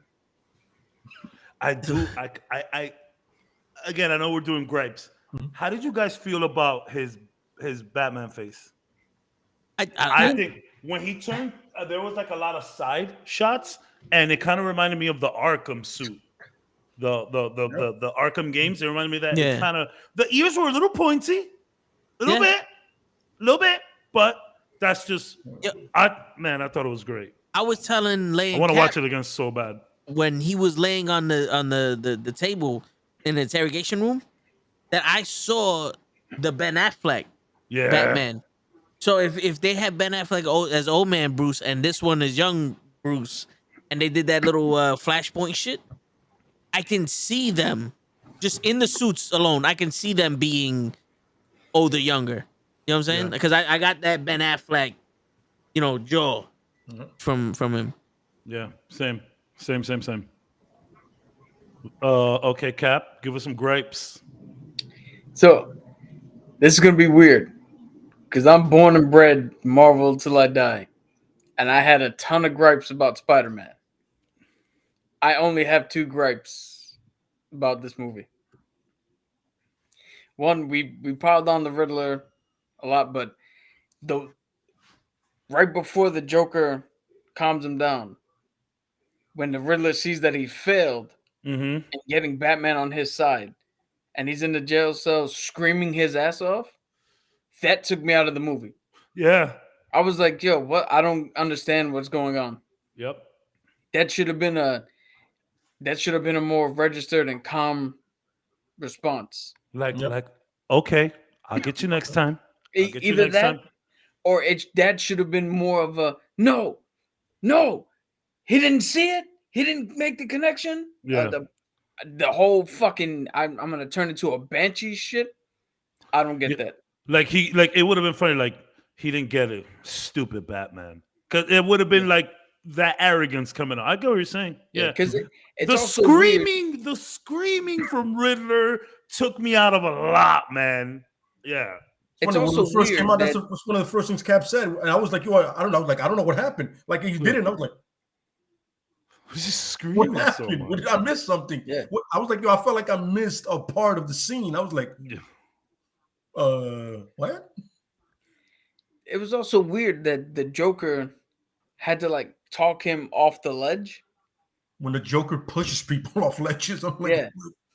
It was a weird moment where they were like, "Hey, I can get out of here. Do you want to come with me?" It's like, wait, what? So we're teaming up. That whole last scene was very weird. Very weird. In my head canon, the Joker would have been like, "Damn, I thought I was crazy. You really need to be in here, bro. Like, you really need the benefits of Arkham." But the Joker has said that plenty of times, like, "Hey, y'all think I'm crazy?" And then he'll just be pointing at Batman, like, "You see this guy over here?" Yeah. I'm very. I need to see what they're gonna do with Joker. I need to see that. Yeah. The other gripe I have was this movie was 3 hours almost, and about 2.5 hours, I was like, "All right, we need to wrap this shit up." Yeah. Like, it was long. After I had that thought, the movie kept me engaged enough to make it to the end. Mm-hmm. But you felt every fucking minute of this movie. Because again, it's not supposed to be, but there was no fun. There was no moment where you're like standing up and cheering like, ah! This was just like okay, we're all going to get through this together, guys. All right, let's just hold hands, take a deep breath. We're going to make it. We're going to make it through. Picture perfect. I felt like towards the end, the whole crowd was looking like, all right, we're all going to cross the finish line of this marathon. Who's almost collapsing? We need to pick them up. Like holding them in the back of the soldier line, like, "Yo, get up, man, we're some Gomer Pyle shit." Yeah. Like, I hear you. That's it was long. It was lengthy. It's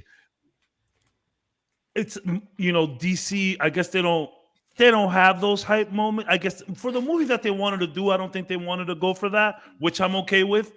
And there was a few jokes here and there, but you're right. There wasn't really like any, stand up and cheer moments. Yeah, I know that's not what they want to go for. I know not everything needs to be the MCU. I get it. But like those fun hero moments where you just do like a cool hero landing or something shows up.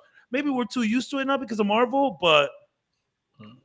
And everybody, a lot of people try to be anti-Marvel. So, but I respect them for doing something different. Yeah. I appreciated that this Batman walked down the stairs and fucked up those people on the train station because this wasn't with the grappling hook is swinging in. He used it once. He used the grappling hook once. This was the Punisher version of Batman.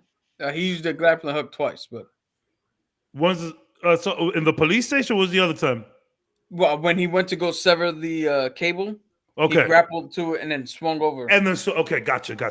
Yeah. But this, I mean, honestly speaking, this was a murder mystery with a Batman skin on it. Yeah. Which this was definitely 7 with Batman. Exactly. I've seen a lot of people say that they saw that this was like Saw and 7 put together. Yes. With Batman, I'm like, well, first of all, the Riddler makes one rat contraption, and we're calling him Jigsaw. No, well, because he did say at one point that he wanted to play a game. He did. But I mean, the Riddler been doing this before Jigsaw. Doing this before Jigsaw. The letters and the to the Batman. Jigsaw's a ripoff of the Riddler. Now there is 7 vibes. There is 7 vibes. Time out. Time to fuck out. Jigsaw is not a ripoff of Riddler. Jigsaw is out here saving people's lives. Oh, here we go. Showing them he's not a villain. He's showing them that the error of their ways, and that no matter how tough situation is, you can always find the strength to fight through it and persevere. That motherfucker's a hero. Can I tell you one of the craziest and once Jigsaw again, things ever? Can I tell you? To me, I know Jigsaw did a lot of things, but the one, man, I'm feeling it now. I think it was Saw 3. I don't know. There's 13 of those motherfuckers. The one where they had to put their hand in something, and it was like a buzz saw, like chopping your arm down in half. And homegirl's like, her arm is literally like that. I feel it in my hand every time I talk about that shit. But there's one that they put like their hand somewhere. She's like, yeah. She's like, and she comes out. Her hand is like split. And then the second one is the one that homie's in this contraption. It just starts twisting everything. Arms twisted, head twisted. Yo, it was sick. But yeah, like I saw the 7 comparisons. I saw the Saw comparisons. I'm like, all right, guys, Riddler been doing this for a long time. But yeah, I definitely saw the 7 vibes a lot. I did. Yo, but see, here's the difference. Like you guys had mentioned, the Riddler is never this fucking vicious with it. He's not. He likes to play so the jokes. Riddler might have been doing the whole riddle thing for a long time, but this level of Riddler, this shit took it to a whole new. Yo, tying people's face with the tape. That was yo. Here's another. I just found another gripe, and this is a very small gripe because this is a me problem. To me, it looked like the motherfucker has never seen duct tape before. Because in that first thing he put it out, he was looking at it like, I don't know, what is this the shiny side? What is he doing with this? Yeah, that's what it looked like to me. But it's kind of brawly because he just said, I was like, he it's loves not that easy. He loves to the whole thing. Like, bro, you don't have to, like, if you rip that off, it's gonna like hang and stick to each other. It doesn't work well. If you want to tie somebody up like that, you gotta put the tape on themselves and then you do one of these. Yeah. You don't. But that was for the dramatic effect. We get it. We get it, guys. It looked like he tried to one-shot the whole. Like, I can just get it in one shot and just tie it around. So save as much tape as possible. Yeah. I got more bodies to do over here. I got visions of growing up and it's like, yo, hand me some tape. How much do you need? And you're like, about this much. I don't know. He's like, that much. Got it. Imagine him just like fucking ripping little pieces off and hanging them on table, like just like, okay, here, and then he's just all right. Yeah, no, I mean, yo, Riddler is the biggest I get what you guys were doing, but shit, I wanted a little bit more fun out of the Riddler, and I get it. This is the problem with DC. When DC, well, I mean, this is a DC property, but like, I don't think we could compare it to Justice League, all of that stuff. But like, everybody says, "Oh, DC, you're too dark," and then they're too funny. It's like, "Oh, you're too weird," and then they go back to dark. I think this was a nice balance of it. I think this was a nice dark to it, where it wasn't like too fucking off the wall. But Riddler definitely, he was the off the wall factor here. So it's like, again, I'm gonna keep saying this. I didn't want to see Jim Carrey, but I also didn't want to see fucking whatever he was. That shit was he was a serial killer. Think of this. I just needed him to almost, how do I say it? To almost mock Batman. Yeah. You know, that's what I needed him mocking Batman in the riddles, then in person and going, you see, everybody thinks you're this genius. You're an idiot. You're on my level. You're not me. And that's perfect Riddler, because that's Riddler's whole thing. You know what I'm saying? Outwitting the Batman. He doesn't win a lot, but he tries. God know he does. You know what I'm saying? But, you know. The rat contraption did look cool, though. It looked very scary. I- I can't do rats, so I was like, I didn't okay. get it. I was like, what? You're gonna anger the rats, and then they're just what? And then they're gonna go through the maze and eat this dude's face. Like, and that's exactly what happened. Like when they show that, when he shows the picture to Penguin, you can't really see it, but essentially you're seeing a guy's face chewed by rats. yeah, but I'm over here like, why are rats just? I was like, you could piss off a rat that much that he's just gonna go, fuck it, I'm gonna go fight somebody. Have you not seen Fast and Furious? Yeah, I was gonna say that. But they heated him up. They set him on fire though. That's different. Like he was heating. They were heating up the can, and they needed to escape. But I don't know what he did to these rats. Yeah, we don't. He could have trained these rats. It was a cool contraption, but I think that's what people started making like a lot of the Saw comparisons. Because at first it was Riddler, he was murdering people, he was leaving riddles. The Saw contraption, the rat contraption, still kind of like Flacca. We almost done. Promise. Yeah, we're almost done, Flacca. We're almost done. Yeah. So think of this. Appreciate you being here, though. How far is the Joker gonna have to go to top the level of crazy? Like, the Joker's gonna have to be cannibalizing motherfuckers. No. See, this is the thing, though. There's a difference between crazy and psychopathic. The Riddler played that psychopath, right? Where he was like fucking doing this shit, almost like for pleasure. Where the Joker can be just crazy. There's no reason. See, that's what makes shit scary. When it's like, we knew why the Riddler's doing this. The Joker just got a random woman off the street and goes, Batman, why don't you save her? Kapow. Couldn't do it. And just runs away. Like, you know what I'm saying? Like on some serious shit. Like, yo, he's just literally like he tries to get Batman's attention by just running around. Boof, where you at, Batman? Boof, where you at? So you see the scene you just described? Yeah. That's exactly what I mean. That's a whole hell of a lot of escalation from he's a corrupt dude and I'm getting corruption out to now I'm just randomly pulling women or whoever, bang. But that's what the Joker does. The Joker goes on live TV and kills the audience. Yeah, but the escalation is going to be fucking I'm rehabilitated. Severe. That was a joke. Everyone's dead. Well, I get where Cap is coming from, because if the Joker, let's say we do see Joker in part 2 and he's not doing outrageous shit, everybody's going to be like, man, how the Riddler was crazier than the Joker. Someone will say that. So Joker legit got to like decapitate people. Yo, do we get Harley Quinn with this Joker? Not right away. Yo, I don't think we'll see her at all. We don't need Harley Quinn. She's oversaturated. We got her in every other aspect of DC. We're good. We're good on that quota. To be honest, we're good on the Joker quota too. Yeah. But doing a Batman series without the Joker in it, it's kind of like eating Oreos without the cream. But I would like to get a Poison Ivy. I want a Poison Ivy because her story is like super sad.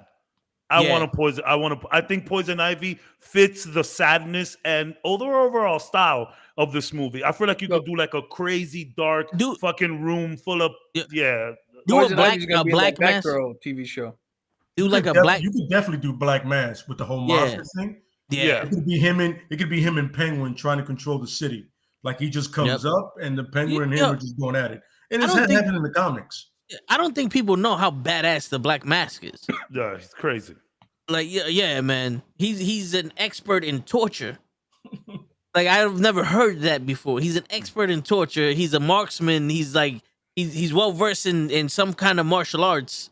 And my man, like, the way he tortures, he'll melt a mask on your face. And that's what happened to him, ironically. But he just left the mask on. That's why he never that mask is burnt onto his face. But he collects masks. Like, he was obsessed by them and shit. That's where his family got his wealth and shit.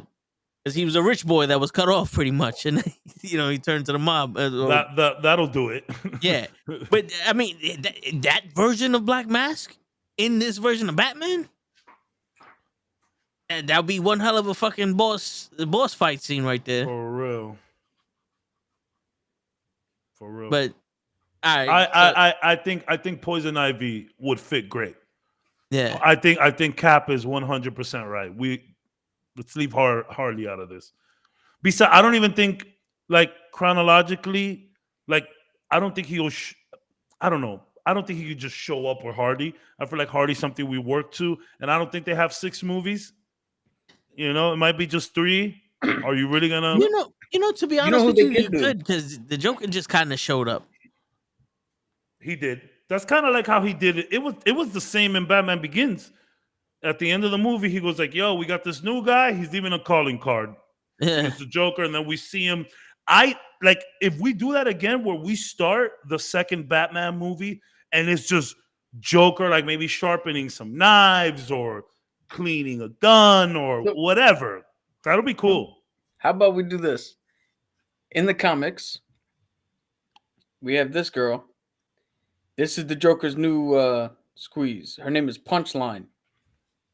Oh wow! If we're gonna do that, if we're gonna give the Joker somebody else to bounce off of instead of Harley Quinn, let's get Punchline.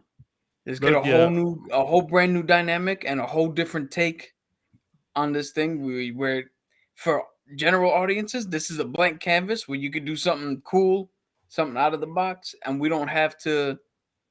It don't always have to be the same shit every time. Yeah. Imagine they Riddler. She's not obsessed with the Joker. She just understands what he does. Yeah. Yeah, she's not like a lovesick puppy. She's also, no, I get you. I'm with you, but that's it. Yeah. I'm not with the other one. I don't do that. Yeah. Like imagine in the next one they Riddler Harley Quinn, and she's just super crazy and not like, but like screaming and kind of, because I mean, all of Batman is dark, but she kind of provided a little comic relief with the whole with the way she talks and all of that. But like, imagine they just Riddler her and she's just like full on psychotic screaming and just. I don't. This might sound sexist, but I don't think a woman can do something like that. Well, like the way the Riddler was acting, I don't think a woman. If a woman acted like that, it would have to be like she's an animal type shit.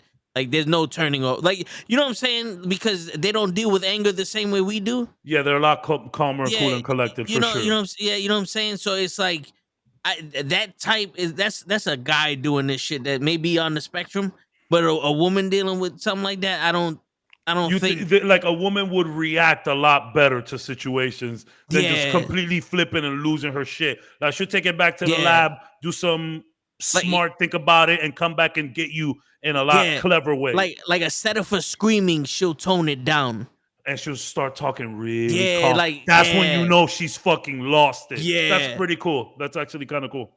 Yeah. Yeah. Lady Shiva. Hire an assassin to murder him. Black Mask does it. He goes, who should I hire? The best assassin in the world is Lady Shiva, because she's the best martial artist in the world. There you go. Put those skills to the test, Batman, right away. We can even get me dream casting. I would love to see that. We can get a scene. We had 12 other Batmans. We can get a scene with Lady Shiva where Black Mask talks to Victor's ass and is like, yo, give me the best assassin to take out Batman. He goes, okay. They come back.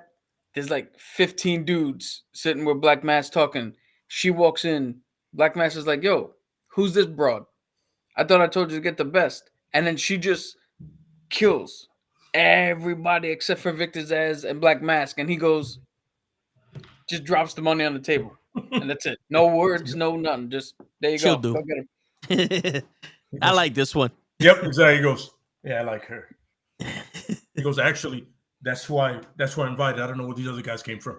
Yo, I'm not gonna lie to you. I only invited her. I was just about to say he can even do that, like just laugh it off and go, "These aren't even my men. These are the Penguins guys." I'm like, well, not these guys. They're kind of dead. Do we see Two-Face? Who?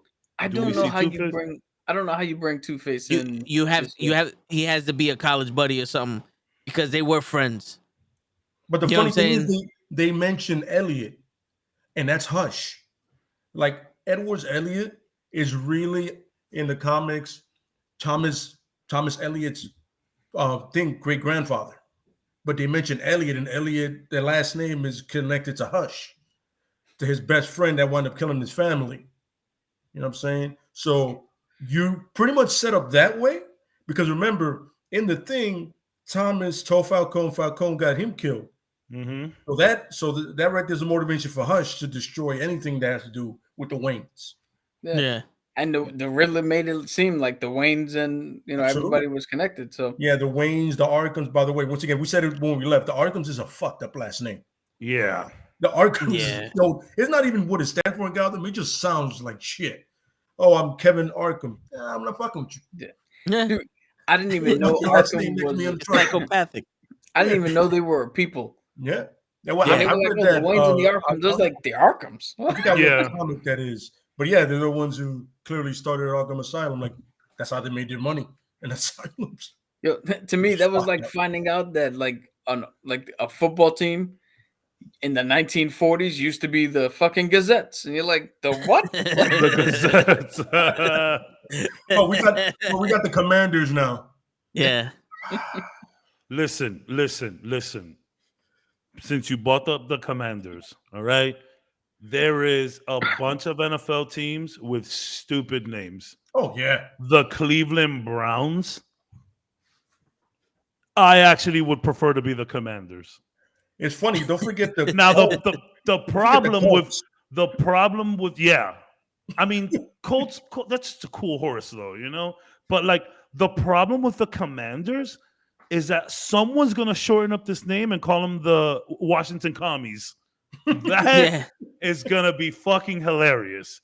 But I mean, the Houston Oilers. They're not the Oilers anymore. But that was. Dude, but it's a whole bunch of oil fields in Texas. That has always been so stupid. I mean, that's why I get it. But like, it's still a weird name, bro. Green Bay Packers. The Packers is dumb, son. That's a stupid ass name. And then you have the Houston Texans. Little repetitive.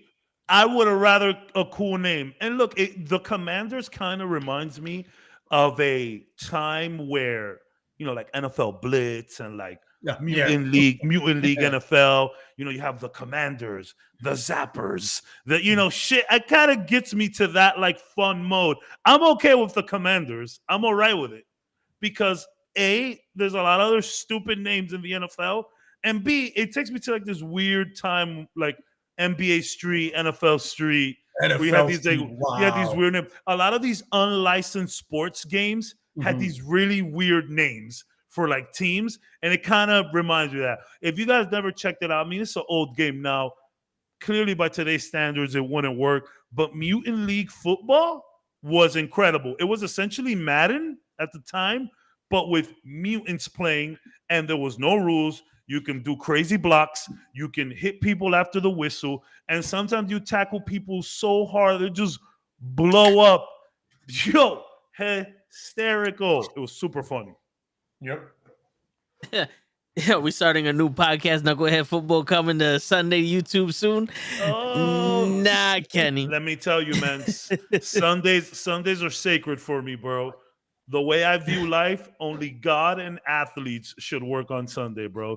I'm not, that's not the case. I know some people have to work on Sunday, but you'll never get me to do anything on Sunday but watch football and play video games. That's my day. So, Kev, would you say you live your life one Sunday at a time? One Sunday at a time. Oh my God. That's the best way to put it. Hey, yo, even like my job, right? If the end of the month is coming, you got to ramp it up. People like to purchase shit at the end of the month for some odd reason. If the last day of the month ends on a Sunday, I'm not working it, bro. I haven't worked a Sunday in years, and I want to keep it that way, bro. I hear you. Yeah. It doesn't matter if it comes after a Saturday or before a Monday. A Sunday's a Sunday. Sunday's a Sunday. Now, if you guys want to do a little football talk, I'm okay with that. Oh, real quick before we move on, I don't know if you want to shout this out, but whoever made this, Yeah. this is a brownie. Whoever made that, I don't believe in religion and all that, but clearly some sort of higher power sent. This person down Oh, yeah. to make this. So there's a woman at my job who has a small business. Her name is Nachelli's. Someone with a higher power. Yeah. Is it like a dirty brownie or just regular brownie? Like a slut brownie? I think they call it because they put the Oreos in the bottom, or it's just a regular brownie? No, it's a regular brownie, but if the person who made this brownie said that in order for me to get another one, I have to walk into the newborn ward and smack a newborn in the face, wow, no question, Yeah, no hesitation. He wasn't crying. I was just trying to get some tears going. right. So her name is Nukkle, who made that. I tagged her on the International Women's Day post on my Instagram. She has a small business where she bakes cupcakes and all that other stuff. She made that for me for my birthday on Thursday. So yeah. Everybody watching, go hit her up if you want something delicious. Yo, this thing has been sitting in the living room for a little bit. Still, this the only thing I've ever had that comes close is an MRE brownie that was made in 1985. And for any military people, y'all know when you get the brownie, you're like, all right, I'm not trading this for shit. This right here surpasses. So where we used to work at as kids, me, Lan, all these guys, there was a military cat there, Burgos, and he used to bring rations all the time, and we used to be like, yo, fuck, they weren't great, but it was cool to like eat a ration, and like the way that it made them with like that acid oil in it, you gotta heat it up. I was like, man, this is cool. He was like, yo, when you're eating that shit overseas, it's not great. But you guys, yo, bro, the guy used to bring tons of rations. You remember that shit, right, Led? You should bring so much of those MREs for us, bro. Yo, I'm telling you, I never had the brownie, though. Never had the brownie. There's nothing like picking up a package of food and seeing that it was made in 1980 something. And you're like, wait a minute, I can still eat this? And they're like, yeah. Well, the water in the bag, put this shit in the bag, and you watch it as it puffs up, gets super fucking hot, and all of a sudden you're like, here's a plastic, little plastic fucking slop bag, and I'm eating beef stew, and it tastes fucking great. Shit comes out like a hungry. It comes out like a hungry man, bro, and it's just like steaming. To me, that was the most bugged out shit in the world. You throw a little water, that acid starts going, and it heats up the whole thing. I was like, bruh. Here's two things. One, you could see the look on people's faces when you get Skittles or M&Ms, because everybody's like, oh, fuck, this is one of the new ones. Oh, so they like the old ones. You get confections in the old ones, like a lemon cake or the poppy seed cake or the brownie, or you get something like that. If you take the water and you put pepper, if you take all the spices that comes with it to flavor it, if you throw it in the water, let it steam up, and pop it real quick, you get instant tear gas. There's fucking acid in there, of course. No, but like legit fucking, like if you're in a pinch, pop it at somebody, they're teared up. You can either escape, take them down, whatever you got to do. See, that's why you got to shout out the vets, because they risk it all and they're fucking clever. There's always a way out for a vet. For a military man, there's always a way out. That's awesome. That's really cool. I didn't know that. That's pretty dope. My man said, yo, we got nothing here but acid water. Let's get these fuckers. It kind of reminds me of Three Ninjas. I was about to say that. The pepper bombs. And just the laxative in their soda and shit. Fuck it. Great scene. Great scene. Great scene. But I think, all right, y'all, I think we're done. Yeah. It's safe to come back. 30, 40 we got an hour left. Let's talk about the topic. We got an hour left. I guess we could just keep it to like one per person. And it's funny because I also didn't prepare very much. I think we all were just kind of hype about the review. Yeah, we just kind of like me. I was just focused on that, but I mean, I got somebody. My favorite hero of all time in the X-Men is an unsung hero, so I'm just gonna talk about him, son. There you go. All right, so let's start late. This was your topic. You want to, give a little description of what's going on?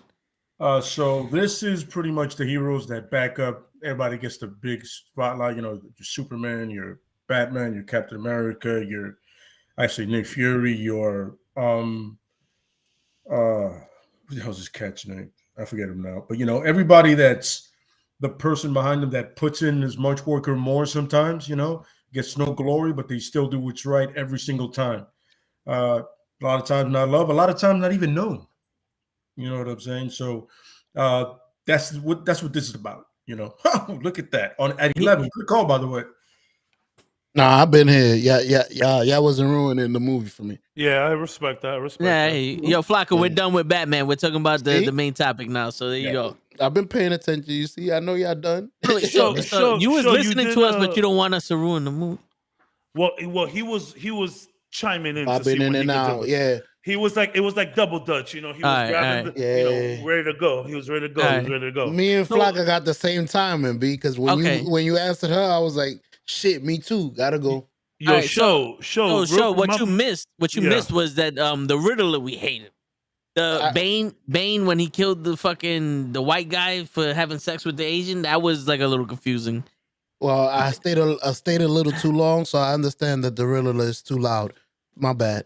Y'all fucked it up for me. Fuck they have these ducks that went through the whole Gotham thing. Do you want to hear the meaning of this? Because it's significant to the movie. Fucking ducks, bro. Yeah, you know what I'm saying? Like they might have stole the movie. Let's go back. Yo, Cabs, tell them about the ducks. Well, so you see the Penguin. Remember in Batman Returns that the Penguin ate a fish? This time he eats a duck. It was legit, like raw blood coming out. And Ozzy Osbourne? Yeah, Ozzy Osbourne shit. I got you. No. Yo, I do have a question for you, Show. You did anything different to your setup? You looking bright? You sounding good, bro? You did anything? Like, you looking... I haven't seen you this HD in a long time. You know what's he's crazy? not on the cell phone. Nah. I turned on to other lights. These two lights I turned on.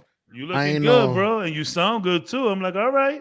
Appreciate you, man. I ain't know. I thought these was gonna be too much. I turned them on once. Yo, I was like, it's a vibe. For the camera is your friend. It's a good vibe. I like the vibe. Yeah. Thank you.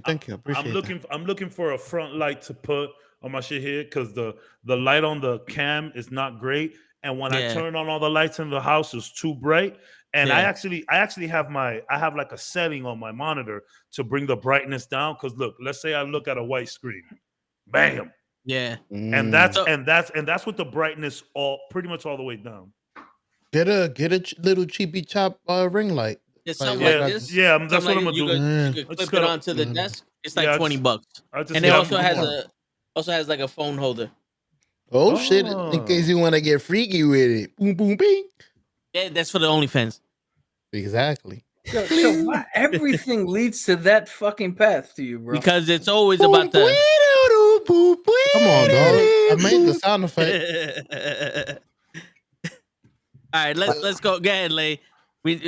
Show interrupted you. My bad. Yeah. Sorry about that. But real quick though, I'm sorry. I'm gonna interrupt you again. Do you remember the first time I got on cam with you guys that we were talking about that time with Krills that we got into a fight or whatever with the homeless and Joe P was there. Remember I told you about my idea that I wanted to start a food drive for the homeless, but call it Only Cans? Yes. Yeah. Yo, Joe P shot down my dream. He's like, "Oh, Cabs, it kind of already did that." I was like, "Fuck, I was really gonna do that." Shit. Let's bring canned foods. We give it to them. I only want canned foods. I don't want anything else but that. And we call it Only Cans. I think that would have been a good idea. Here's a question though. Here's a logistical question. Are you giving them can openers? Well, because how you expect them to get into those? Hey, cans? that's their problem. Bro, that's their problem. Yo, son, let me tell you, no one has more ingenuity than a homeless person. They'll make it happen somehow. Motherfucker just say, just take out a quick switchblade. It's just, yeah. I was about to say the dumbest shit in the world, but I'm gonna hold my tongue. No, I mean, go ahead. This is the podcast for you to do it. Word. No. Nothing could be worse than shit. I hate myself for saying this, but I was about to say they got all the ingenuity in the world, except when it comes to getting their life on track. It's hard to get a job when you can't shower. You feel me? Like it's hard. It's hard to get a job when you can't shower. Like I said, I'm fucked up. That's why. It was a joke. A couple of podcasts ago, you said you love everybody, and I said I don't, because I know what lane I'm in, and I stay there. When I say I love everybody, it's the people that come and watch us. And it's funny because Cap's like, yeah, I don't give a fuck. He's like, fuck them too. But Cap, that's what the people come here for. You have no idea how many people that are like personal friends to me and like come to watch, and they're lurking in the back, and they're like, yo, that Cap guy's pretty smart. Everyone loves you, kid, because you're real. People like real like that. Yeah, fuck all of you guys. I think our thing is here. Hey, go fuck yourself. Hit the subscribe button. This is what we do. But I gotta counterbalance that because like Dano said. All right, my bad. Bruh. My bad. Go ahead. Yeah. Show cut you off again. It's pretty much them, your Commissioner Gordons, your Maria Hills, you know what I'm saying? Yeah, all of those people. I mean, shit. Even Rhodey, even though he has that War Machine. Even people want to say, oh, he's in the MCU or whatever, but he's now getting a solo show called Armor Wars. It's not even solo, so. Those folks, you know what I mean? They put in the work, but they don't get the attention, but they always still do the right thing no matter what. Yeah. Can I ask a question? Mm-hmm. Can we call, this is someone that I thought about immediately. Mm-hmm. Can we call Aunt May an unsung hero? Yeah, absolutely. So yeah, that was one that I was thinking about real quick, and especially this joyous of days. Happy International Women's Day. Look. He's doing it on purpose because he knows. No normal person chews like that. I'm gonna do that. So yeah, I was okay. I'm glad because I was a little nervous about what you guys would have thought about that. Yeah. No, that's definitely a good one. You know something, Lay? You helped me out because I was blanking, and you helped me out. So there you go. So, and funny thing, in going with the continuity of International Women's Day, and happy International Women's Day to all you ladies out there. Shout out to all the ladies. Shout out to all the ladies. So many ways. I'm starting off with actually one of my favorites, and she's been in the MCU and everything, and people are going to say stuff, but Maria Hill. Maria Hill from the comics. Maria Hill is more Nick Fury sometimes than Nick Fury. So what I mean by that is, when it comes to espionage and being by the book and sometimes even going over the line, what you need to do, the reason Fury picked Maria Hill, because he saw so much in her of him, but more so the fact that she has no problem confronting any superhero at any time. She will not back down from anybody. Strong will, strong mind. That's because she grew up with an abusive father. Her mother died at birth, and the father blamed her. And she grew up with an abusive father, and she decided in her whole life she's never going to take shit from nobody, especially a man. Now, the only reason she loves Fury so much because Fury never looked down at her and ever played her for being a woman. It's always, you do your job, I love you and I respect you. And then at one point when Fury went into hiding, she actually took over S.H.I.E.L.D. She was the director, and she was actually the director during the first Civil War. And she, real quick, she sided with Tony and started hunting down Cap until everything the way it went. So she is literally by far probably next to Black Widow, I would say, one of the most badass women you're going to find in Marvel, period. With no powers. Without powers. Just getting shit done. She joined the Marines as soon as she could. She excelled and moved up the ranks, and that's where she met Fury. And in with Fury, she learned how to do espionage, the spy game, and everything like that, but also learned how to deal with superpowered people, but she was never good at being diplomatic about it. To her, it's the way she learned, the way she does her thing is her way or the highway. You know what I mean? In fact, at one point, she was so consumed by the things she's done, both as a spy and as a Marine, that she had put a hit out on herself, and the hit would go into effect when she retires. Oh, wow. And then she had her memory wiped. And so in that happening, she forgot about it. And she had to hire she had to hire somebody to help her find out when the hit was taking effect and how she could stop it.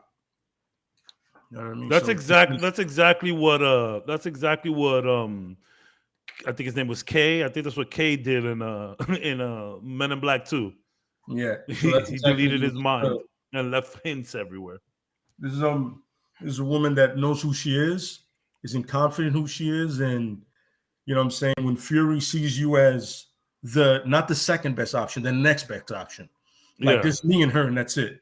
I don't see anybody, not even Cap or anybody else you have in your mind. It's she is gonna do what needs to be done, no matter how violent or how bad it is, in order for the safety of the United States government.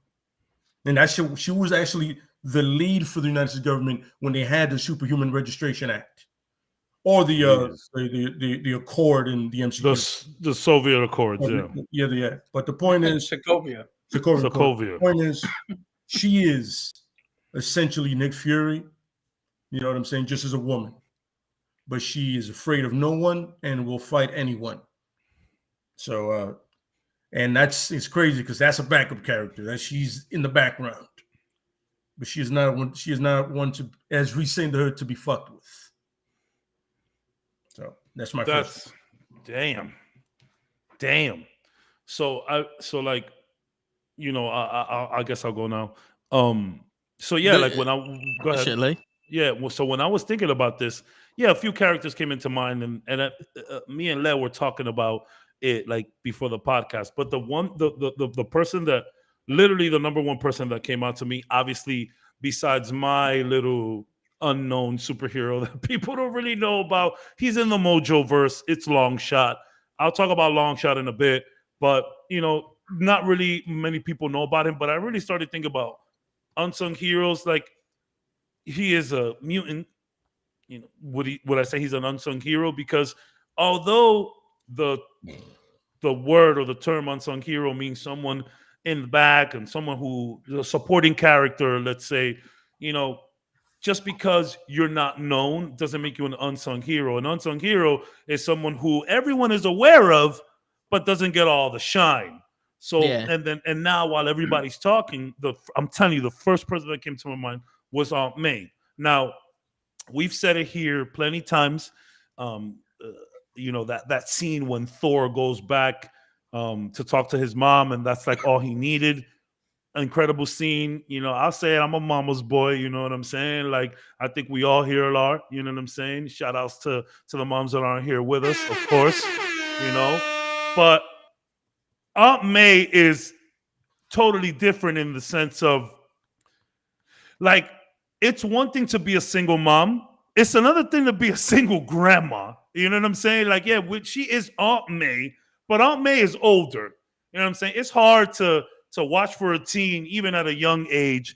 And then when your teenager is Spider-Man, you know what I'm saying? And I think, you know, for her to hold it down when Uncle Ben passed and just keeping it together, like, it kind of reminds me of, you know, pretty much any situation where it's like it can go really bad for a person when they don't have anybody around like that. For Peter to just lose everyone, and then the two people he ends up with, you lose one of them as well, and you just end up with that rock of Aunt May there. And I mean, Aunt May has done things on her own, you know, besides Peter. Obviously, she runs a feast or whatnot, the shelter, and you know, her thing is bring anybody. It's kind of like the Knuckleheads. You know, do you, be you, you know, that's us, right? Come through, be you. That's right. Kind of like, Aunt May doesn't care what happens. Aunt May is real quick to forgive. Aunt May is real quick to support. She'll bring in the strays, and that's literally why she made Feast. Like, bro, we got a lot of problems out there. And there's parts of Feast where she's like, yo, even if you're super, like, come here, I got you. If you're a super and you need some help, come through. And then in the I do like Aunt May a lot in the Ultimates universe, where her and Gwen Stacy are kind of like partnered up, and she kind of makes gadgets. Like, in the Ultimates universe, she gives, like in the movie, she gives Miles Morales the shooters. Like, Aunt May gets busy in that universe. You know what I'm saying? She does a lot of cool stuff. So, like, you know, and obviously going with the theme of International Women's Day, I thought it was cool to just pick probably one of the most solid moms of all fucking time. Let me tell you, just because you're not a mom, like, aunts could be moms, friends could be moms, cousins could be moms. You feel me? You don't have to come out of someone for them to be your moms. You feel me? That just ties you by blood. But if someone looks out for you, like I'm pretty sure a few of y'all listening out there, maybe a couple of us here, maybe have like a female friend that isn't interested in anything but looking out for you and making sure you do good. Like if they see you doing some stupid shit, they'll call you out. There's a lot of mom vibes out here. I had an ex-girl back from New York. I won't say her name, but the guys know what's up. She was a real nice mom figure to the guys. Homegirl will bring food. She'll bring drinks. She'll bring other girls for the guys. It was crazy. And she was just a really good friend, but she had those mom vibes. And I think it's important. Like, again, I mentioned Thor because sometimes all you got to do is just, go back to mama and talk to mama right quick, and I think that's what Aunt May does, man. For her to just pick up the pieces after Peter's parents are gone, and then after fucking thing, and then after Gwen Stacy, she is just there for everything that this kid goes through. And then for her to learn that he is Spider-Man and sort of trust him and let him do his thing without telling him right away that she knows. Bro, my mom couldn't go to sleep until I walked into the house. You know what I'm saying? And I'm at my friend's house having a couple of drinks playing Street Fighter. This man is Spider-Man. That kid has a high chance of not coming home every night. It's like having a police officer as your son.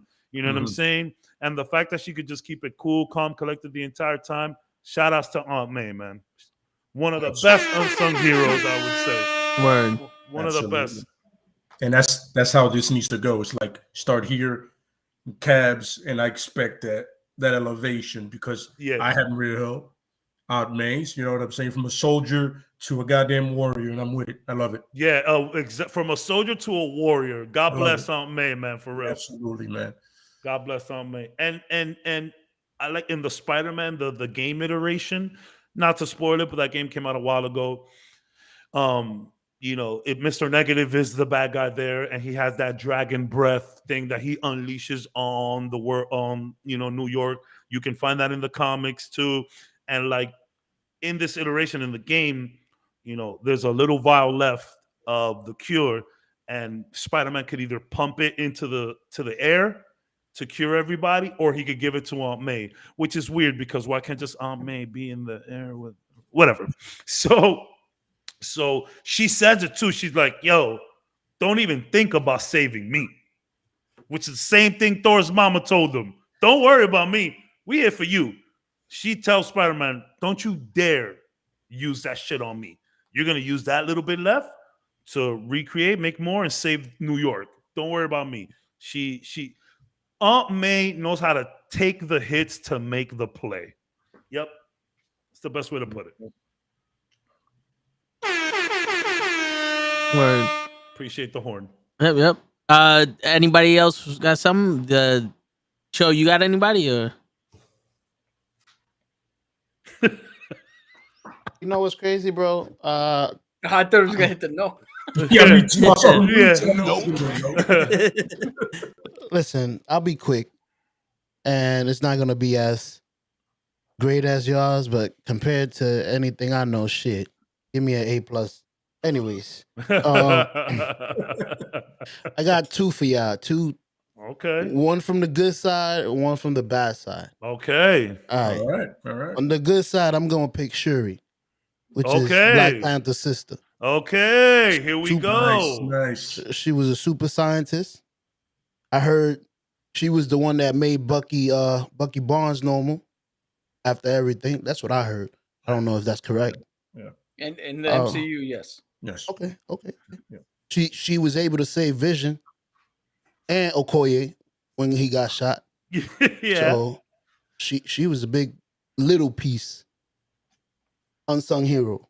Mm-hmm. Now I wanted her to be Black Panther in Wakanda forever. Same here. That'd be dope. Mm-hmm. Yeah. I mean, it happens in the comics. You might as well. all right, shit.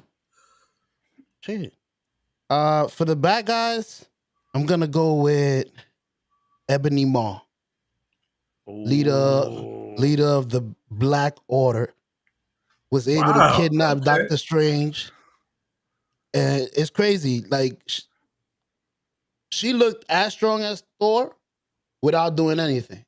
So those are my two. Nice. Short and sweet. Hear Maybe me I could speak a little more about and them folks. rejoice. You've had the privilege to be saved by the yo, bro. When Ebony Maw starts Infinity War with that speech, I have a video clip on Instagram that I'm just reciting that whole speech, losing my shit. Great call out with Ebony Maw show. Great, great call out with Ebony Maw. That's beautiful. I love that you said that. That's awesome. Incredible speech. Go watch Infinity War, watch the first 5 minutes, and just hear the hear me Check it out. and rejoice. Nice. That little squeaky voice. You could literally YouTube Ebony Maw speech. It'll come right up. I'm gonna check it out. All right. Show got me hype with that shit. So, so I'm gonna cheat and take one of Lay's examples earlier, and I'm gonna use War Machine. Now, War Machine is from the military. He's an Air Force agent. He's Tony Stark's best friend. Later turns into a confidant, and Tony he's one Stank. of the Tony Stank. He's one of the yes. He's one of the few men that Tony Stank trusts, and he's deadly afraid of water, and he donned the Iron Man suit to help save Tony Stark that was drowning in the comics. And like when that happened, he was pissed at Stark because like he was afraid of the water and he never got over that fear and shit like that. But when he put on the suit, you know, Tony was like, "I see you could run it, whatever." And Tony was dealing with alcoholism, and because of his relapsing in alcohol, which made Rhodey be Iron Man for a while. Now, since the suit wasn't calibrated for Rhodes, it was fucking with his mind. And he started to go mental with it. And Tony, and he had to stop. And then Tony took over again. But when Tony became assassinated, or he was assassinated, or he was a target of assassination or whatever, he had to be Iron Man again. But by this time, Tony Stark's made a suit for him that was calibrated for Rhodes, which was the War Machine. You know, so and that's how he became the War Machine. Badass superhero name. I'm sorry, man. You just literally what is War Machine, son? This is what I'm here for. I'm sorry. That and but that name and the fact that he was blue was the reason why I liked War Machine better than Iron Man. I'm just saying, he got a fucking Gatling gun on his shoulder. My man don't have time to bleed. You know what I'm saying? Let me by any chance, can y'all hear this? No. Okay, cool. I'm gonna put a link on the how do I put it on the chat? What, on the YouTube chat or on the personal chat? Oh, I would have to go into the YouTube. Yeah, you could try to put it on. Well, there's no type here, right? No, you have to go on the YouTube. Yeah. Everybody, I'm gonna post the link here. That's just the Ebony Maw speech. You can watch it if you'd like. So I also heard that he was once turned into a cyborg because he was on a mission and a terrorist blew him up and he lost all of his limbs. And Tony Stark turned him into a cyborg, and something happened and he regained his humanity and learned how to live with the suit and shit like that. RoboCop? Kind of. This is the 616 rendition of it. I did a little studying. Like, he was the commander of the Sentinel Squad 1.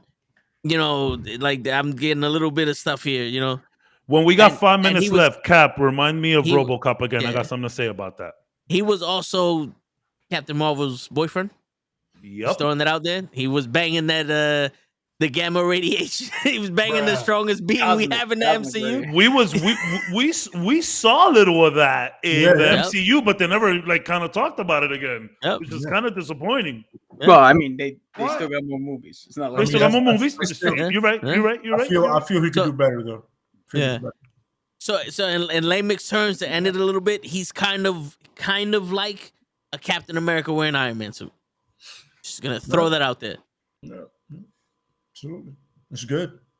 I mean, you see it in the movies, and if you read the comics, you'll know it even better. You know what I mean? Oh yeah.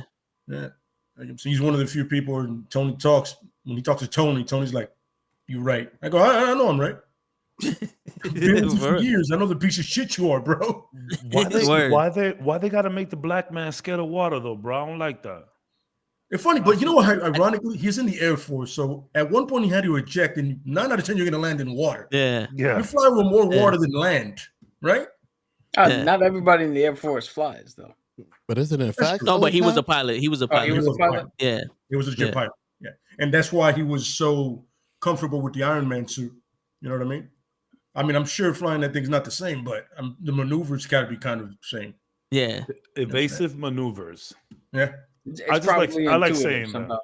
I like saying that. Basic maneuvers. Yeah, I like saying invasive maneuvers. Cap. So I had 2, but I kind of have to pivot with the International Women's Day thing. So just to stay on brand, I'm gonna pull a little bit of a show because this character is actually better on screen than she is in the comics. I'm gonna give it up to Karen Page. Hey, let's go. If anybody doesn't know, the Netflix Daredevil show and Punisher, she is the woman who is part of the triangle of Fergie and Murdoch, or Murdoch and Nelson. Yeah, she's Fergie the paralegal. She helps him out with a whole bunch Froggy. of shit. Is it Froggy? No, it's Fergie. Well, Nelson is Nelson is Froggy. Yeah. Yeah, Nelson's no, you call him Fergie. That's why I was like, it's Did Froggy. I say Fergie? Yeah. Fergalicious. I was like him too. He comes on later. No, yeah. He's like I said in the beginning. I'm a little out of it. I get it. But she's a paralegal. They hinted at it in the Netflix show, but she has a fucked up background. Oh yeah, a lot of shit happened to her, but she was able to overcome it. She's able to stand up to Matt Murdock and Frank Castle and call them out on their bullshit. Strong enough to be respected, despite a character like that could easily be written off as, well, you're just the girl in here. Mm-hmm. But she was able to rise above it and actually become one of the team members. And big facts. Yeah. And then shout out to talk about Unsung Heroes, the actress who plays her, Deborah Ann Wall. The ability to get that much emotion out of a character like this, who could have easily just been a write-off. Shit. Yep. Yeah. And she did a great job. Able to go to the other shows too. Like you said, she's able to she literally transcended that character to something big, man. And besides Elektra, one of Matt Murdock's long love interests, like confirmed in the comics. So cool that you bought Karen, bro. That's what's up. I really enjoyed her character in the shows. That's the thing where Elektra is like Matt Murdock's weakness. Yeah, it's like that's the one that's on the same level, so he can connect. But Karen Page is the one that's that's the one that held on to his humanity long enough. Like, bitch, and when that severed, he started going a little more towards the devil side. Yeah, damn, you don't got any kind of psychic powers or something. You're not a super. Please, if you're a super, we can make this work. I love Karen Page, man. It's funny too. I just finished Punisher season 1, and there was some little weirdy things going on there too. Karen just loves the fucked up boys, bro. Loves them. Well, dude, when I'm not a trauma expert at all, but I gotta believe that anybody who goes through some sort of traumatic experience, who meets somebody else who went through that experience, if you both show that you can deal with it in some form or fashion and move just even so slightly forward, that connection's got to be there. 100%. I might be wrong, but I think it's the same reason why people bond in boot camp. People from all over the world meet up in boot camp, basic training for any military function, and the bond is instant because of the shared experience. And you realize truly okay, you've gone through what I've gone through. We're the only ones here, and if we're gonna make it, me and you, man. It's a similar thing. She sees what Matt has gone through. She knows what Frank has gone through, and it's almost like puzzle pieces where she never tried to fix any of them. she just tried to fit in and make him see, you know, hey, the line is here. You're getting close to stepping over. You might want to reel it back. Whenever you just want to have a good time and just not be a crazy vigilante, come chill with me for a bit. Yeah, I love Karen. Yeah. And boy, do we see the traumatic experience in Punisher. God damn, if they replay that memory one more time and I'll fucking flip my lid. I'm sick of seeing his wife, bro. I got so tired of seeing that damn thing play over and over again. Jesus Christ. The other person I have is William Randolph Wintergreen. William Randolph Wintergreen is the guy who pretty much backs up Deathstroke in every single way you could imagine. They met when they were younger at basic training, kind of like Capital Way. You know what I'm saying? He was in the British Army, and Slade had just come out of the army. Remember, Slade is about 17 right now because Slade joined the army extremely young. He lied on his he lied in everything. He had application and everything. And then at one point, Slade is sent on a suicide mission right away. And then Wintergreen knows this, but nobody else tells Slade this. He doesn't know it's a suicide mission. Wintergreen goes, finds him, saves him, doesn't get court-martialed or anything like that, but does get disciplinary reactions. Then flip the script. Same thing happens with Wintergreen. Gets on a mission. Slade goes, saves him, gets discharged right away, and that's when he starts becoming a mercenary. And then as he's doing it, he realized he needs some help. Didn't even have to ask Wintergreen. He showed up at his door one day and said, I know what you're doing. He goes, how do you know what I'm doing? You told me all of your skills and the fact that all your attributes have been lifted because of the experiment, remember? I've seen you do your thing. I've literally been there. Do you need my help? He goes, yes, I do. He became his medic, arms, literally anything he needed, he would back him up. And he's an expert pilot. He's great at gathering information and espionage as well. And he's pretty good in hand-to-hand when he needs to be. At one point, his son, Slade's son Jericho, killed Wintergreen. But in the rebirth, he came back. And he's pretty much been his right-hand man ever since. Whatever Slade needs, Wintergreen is there. Okay. Are we still sticking with the same rotation or just free form a little bit? If you want to go. If you ready, go. One last one, but just like real quick. Go ahead. Because so I got, now that Lady said something, I got the two I had originally plus one more. But the one I got to bring up first is truly probably the most unsung hero, Rick Jones. Rick Jones is not only like Bruce Banner's best friend in the original comic run, he's the kid who went out into the fucking field where they were doing the gamma bomb testing that Bruce saw and had to go chase after to fucking save. So he's the reason Bruce Banner is the Hulk. But more so than that, this dude has been in the background helping Bruce Banner, helping Captain America, helping Black Widow, helping Hawkeye. He's been secretly helping almost every superhero you could think of with his intelligence, his hacking skills. Right now, like his main thing is hacking. He knows his fucking shit. And everybody fucking goes to him. Like, it's not even a question. The minute somebody brings up his name, they're like, all right, yep, we're good then. If he's doing it, we're good. Right now, he's got some sort of powers that they gave him. That's not a standard thing. It's something new.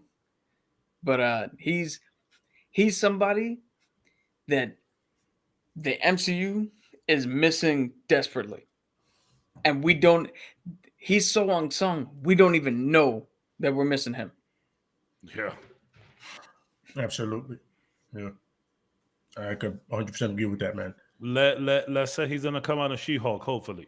I'm hoping he does. I'm hoping it'd be a great introduction because he's part of that Hulk family. You know, like that's where like you said, he originated from there, so it would make sense. And then he could do that Karen Page or with the nurse, Claire. Oh, Claire. yeah. He do that nurse thing where, you know, he pops up in places like, what are you doing here? He goes, well, I know Hawkeye. I know everybody pretty much. You know what I mean? Yeah. It'd be a great reveal for the next phase of he's the man in the chair. Yep, absolutely.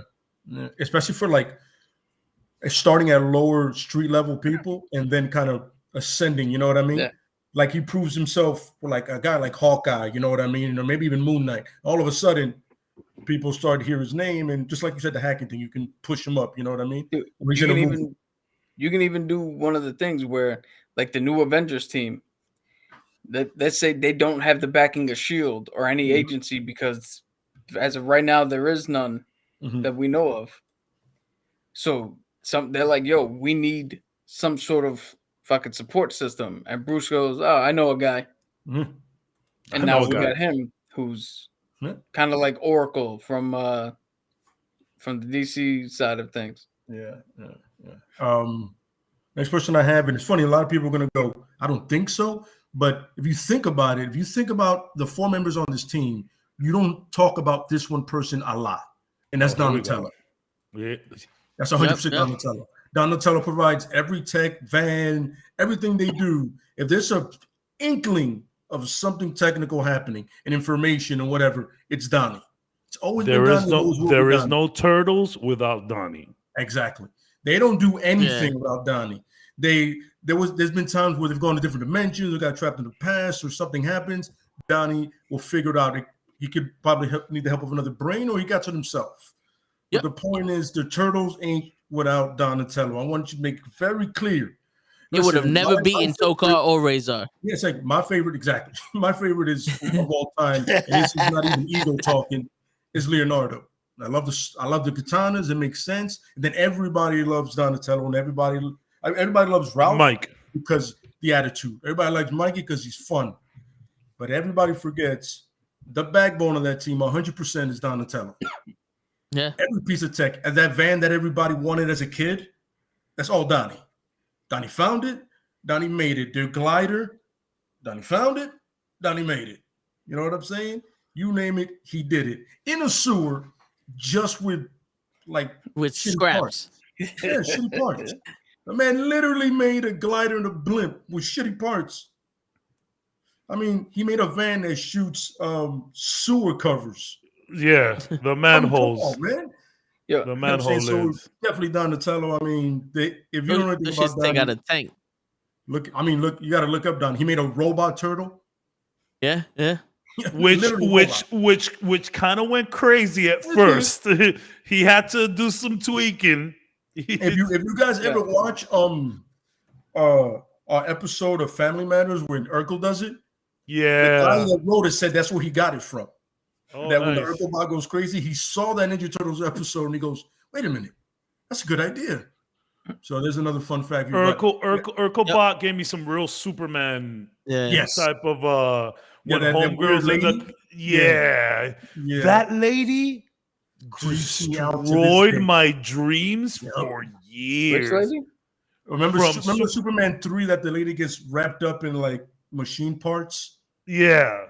So weird. It's creepy, dude. It's so creepy. Weird. I gotta go back and watch that. I'm not saying. Look up the clip on YouTube. Don't go that far. Yeah. Don't watch that movie. Nobody deserves that. But anyway. And Donnie does all that with 3 fingers. Yeah. I just want to talk about Donatello for the rest of the movie. For the rest of the podcast. Man, I'm telling you, because I was literally I had the 2 people that I had, right? Then I was thinking, right away in my head came Donatello because I'm like, everybody loves these 3, but forget there's 4 of them. Shit, people love Splinter and people love Shredder and forget about Donnie. Yeah. Donatello, and by the way, just to let you know from personal experience, handling a bow staff is not easy. That shit hurts, and it is a skill and a talent that you cannot imagine, my friends. But that's one of my favorite weapons. All that technology, and they give him a stick. Come on, man. Because he doesn't need more than that. Yeah, he doesn't. You know what I'm saying? Between his brains and his skills. Fucking ninja. Can I tell you something? Tell you something? I always plug this CG Ninja Turtle show, and in that show, there is an episode where Splinter is like, "Yo, Donnie, you rely way too much on technology. Understand your bow staff." Because he has them sparring all the time, and all of the guys are kind of clowning him because he has a stick, and they're all kind of fucking him up. So he's like looking at his bow staff, like, man, I bet if I put some like electricity on this shit, it's gonna be great. And Splinter's like, no, that's your problem, dude. Fuck the tech for now and just focus on your bow staff. And he ends up like, please watch that show. Yeah. Please watch that show. What's the It's name good. of it? It's good. Just Ninja Turtles. Yeah, The Teenage Nickelodeon. Mutant Ninja Turtles on Nickelodeon. It's a good show. I Telling believe you they right have now. it on Hulu. I believe they If have it you- on Hulu. It's on If you, Hulu. It's on Hulu. If you ever read about the Turtles, like in length, so clearly Ralph is always the strongest, hands down. Mikey, is Mikey is the Strong-willed most or agile. strongest? Ralph, Like raw power, you raw mean? power. Yeah. Mike He's like the is biggest the most one. agile. He's the because he's honestly the youngest one. He's the most agile. He's very unorthodox, so Yes. it's kind of hard And then- to gauge him. Leonardo's the most technical one. Like his technique is hands down. But the thing is, Donnie is the most creative one because of the intelligence, because he's able to see what everybody else is not looking at. That's how he invents things as well. Yep. That's why he's able to use his bow staff so differently, like launching his brothers. They're brothers, by the way. Fuck what anybody else tells you. They're brothers. launching his Yeah. brothers Why and would shit. why Usually- would anybody say anything different? No, because there's been comics iterations where they're like, they're not brothers. And I'm like, no, they're brothers. Nah, it sounds like a racist made that. Yeah. Yeah. When they had that show, remember that show where they like that show, the live show where they said they weren't brothers? The live Yeah, action show? Yeah. I'll tell you right now. What's I'll tell a you right bad now. show?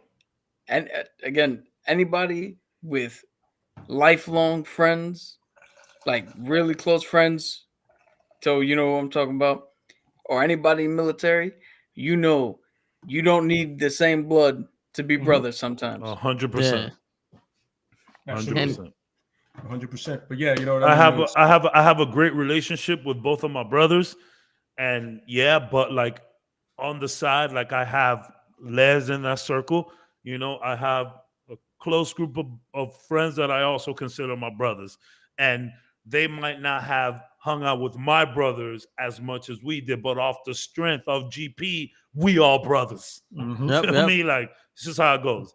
They're brothers. I don't care what iteration. I get it. Some multiverse shit. Congratulations. I will never read that. I'm Yeah. never reading a piece of material in which the turtles are not related. Yeah. Yeah. Or no, I'm not reading them.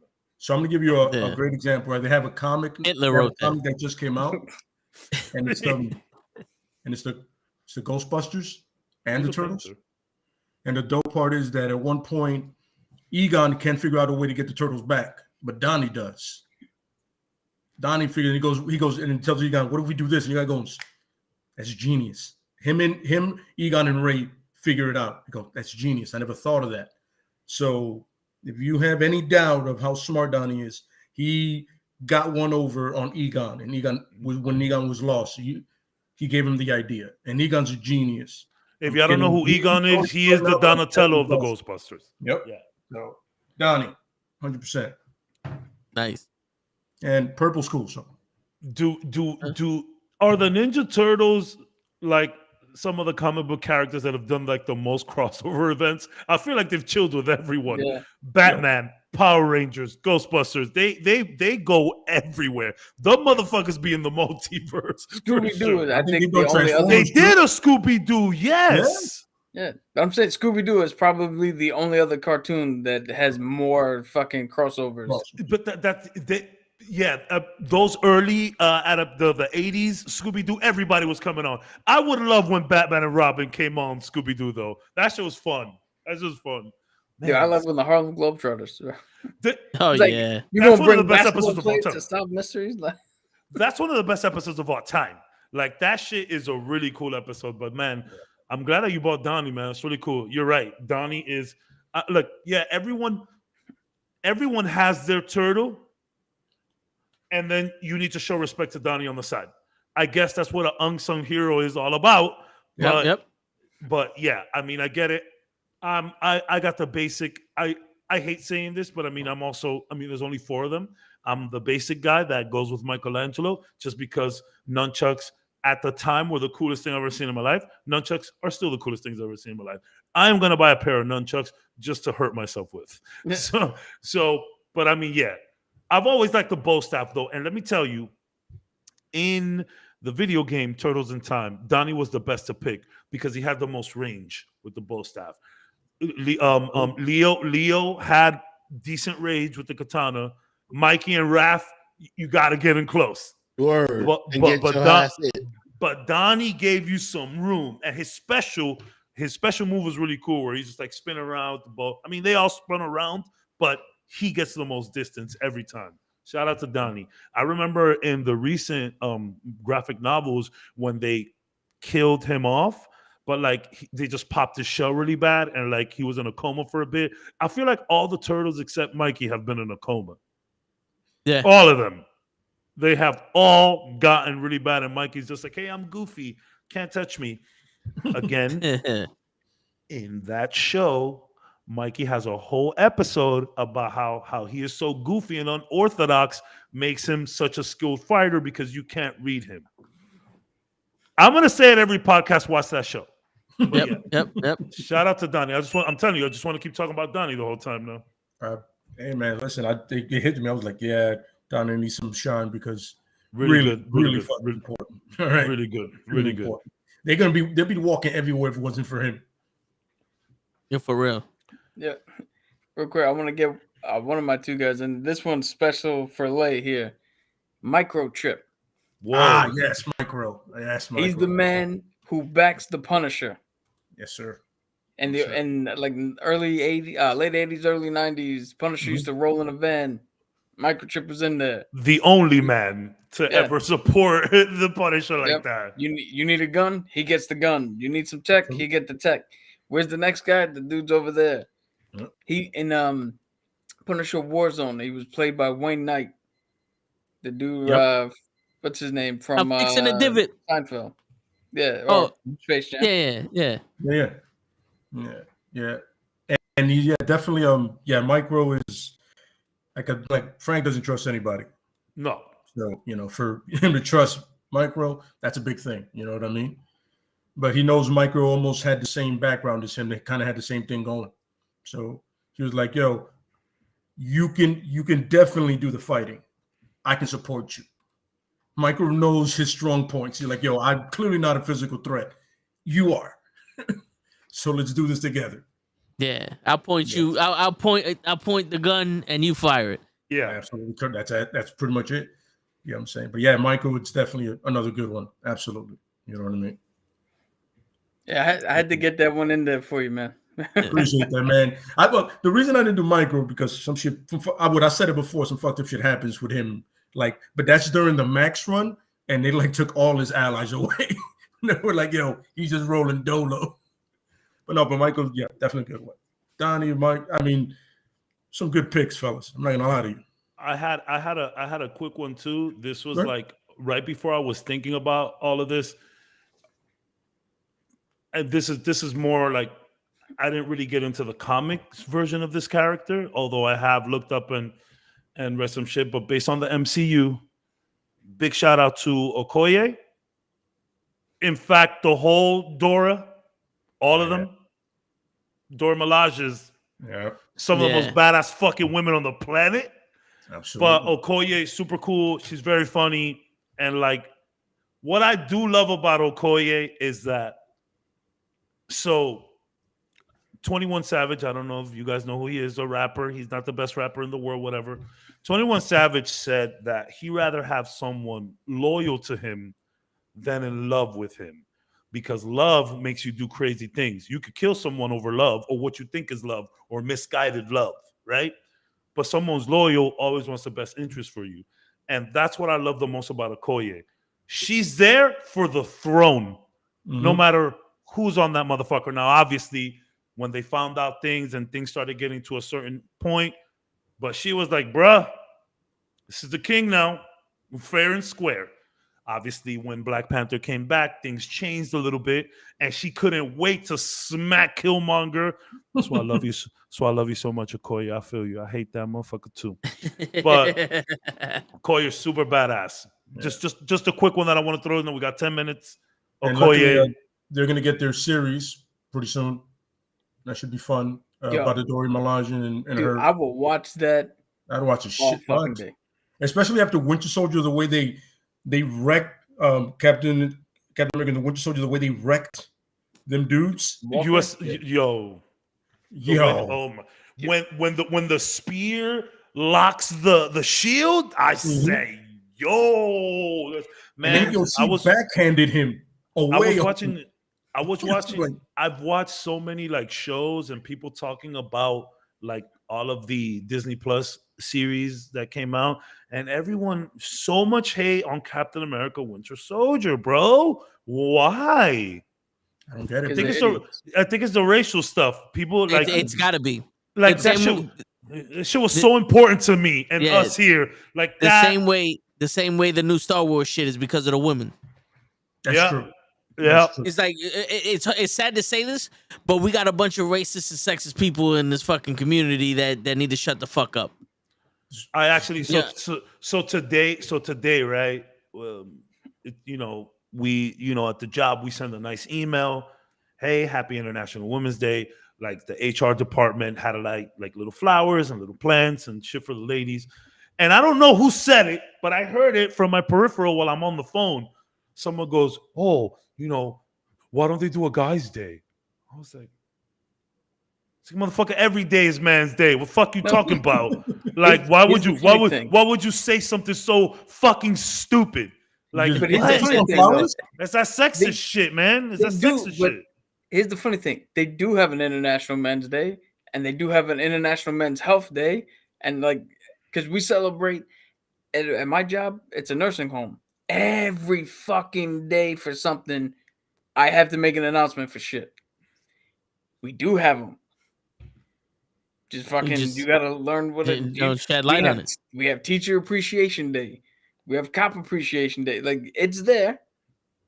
Just fucking, if you're that butthurt that somebody else is getting shine, do your research. For real. Like, I didn't even know that was a real thing. And even I was like, what the fuck are you talking about? Can we just let the lady shine for a bit?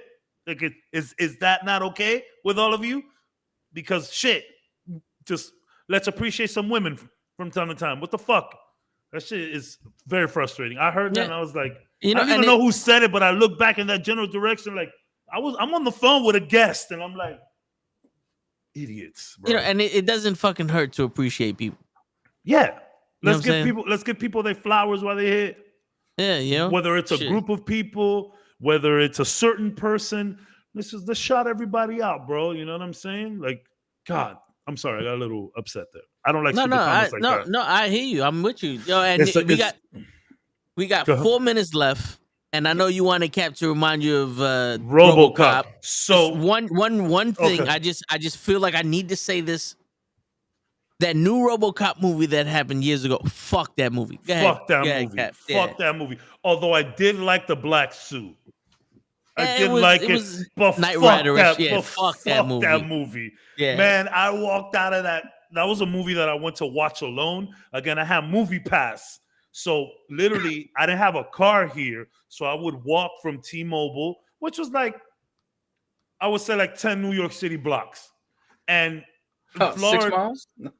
Yeah, the long downtown blocks, right? Yeah. So here, a lot of the buses have their own like busway. In the area where I live, the bus had its own busway. So I could walk through the bus and like avoid traffic and shit. But it was a long walk. So whenever I didn't walk through there, I walked by the movie theaters. And I was fucking working on a Sunday this time, but I would get out really early on Sundays. So I just passed by the movie theater. I went to watch a stupid whatever. But RoboCop, this is real stupid, real funny. Sometimes in the Batman, when I saw him walking and acting, I got some RoboCop vibes. Did anybody else, or was it just me tripping? Tell me the truth. Tell me I was tripping because some of it, like, slow walking. Yes, when he was the police station, he's like this, and I'm like, yo, but look, it's fucking Murphy. I was like, yo, I got those vibes really quick. Real quick. I was watching Brooklyn's Finest yesterday. It's on HBO Max. And by the way, thank you, bro. I appreciate you too, my brother. Word, bro. And I'm watching it, and the dude who plays the new RoboCop is in it as a cop, and he winds up dying And still to this day, I'm like, good for you, motherfucker. You know, I didn't even like the guy who played him. Like, I don't even like him. I took it personal that he did that shit. That was such a bad fucking like. Yeah. Can we get some justice for RoboCop? Can we retire that one? Yeah. Give me the origin. Give me everything you want. But can we just get a redo on that? Yeah. That was. Don't let that be one of the lasting memories of RoboCop. Can I see? Yeah, fucking bitch.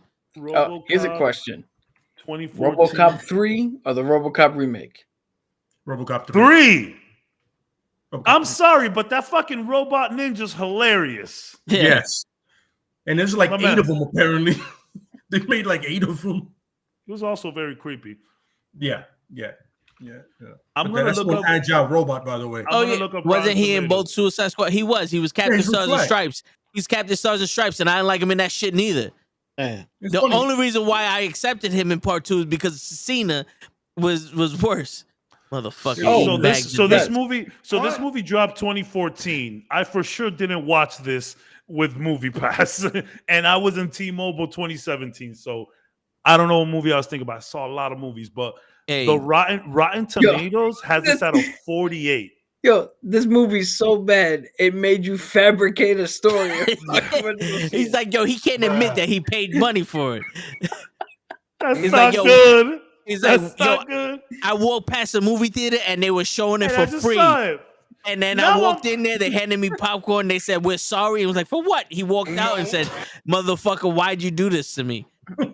Never saw that Usher again. Because now I'm thinking the first movie I ever saw by myself was the Assassin's Creed movie that came out after 2014. Who the fuck did I watch RoboCop with? Dude, they'll never see you again. I They know, erased it. So I don't remember the experience. I just know that I saw this ridiculous movie. I do like the black suit though, very much so. At the end of the movie, when you walked out in the street and you saw the sunlight, whoever you was with was like babushka, and they disappeared and they erased memory from you. Know what? I never saw this movie. It never happened. It never happened. One day, a friend's gonna come up to you like, "Yo, you remember Rachel?" Like, who the fuck is Rachel? That's the one you watched the movie with. It's a bitch you went to see RoboCop with. I was like, I don't think Nah, I had any girl come with me to watch RoboCop. They're gonna show you pictures of y'all two together. And like, I don't remember this. I don't remember this at all. So 2014, I was traveling with the company. Maybe I saw that. Maybe I saw it in Pittsburgh. I don't know, bro. But damn, that's horrible. I wouldn't go back to Pittsburgh. They ruined the city.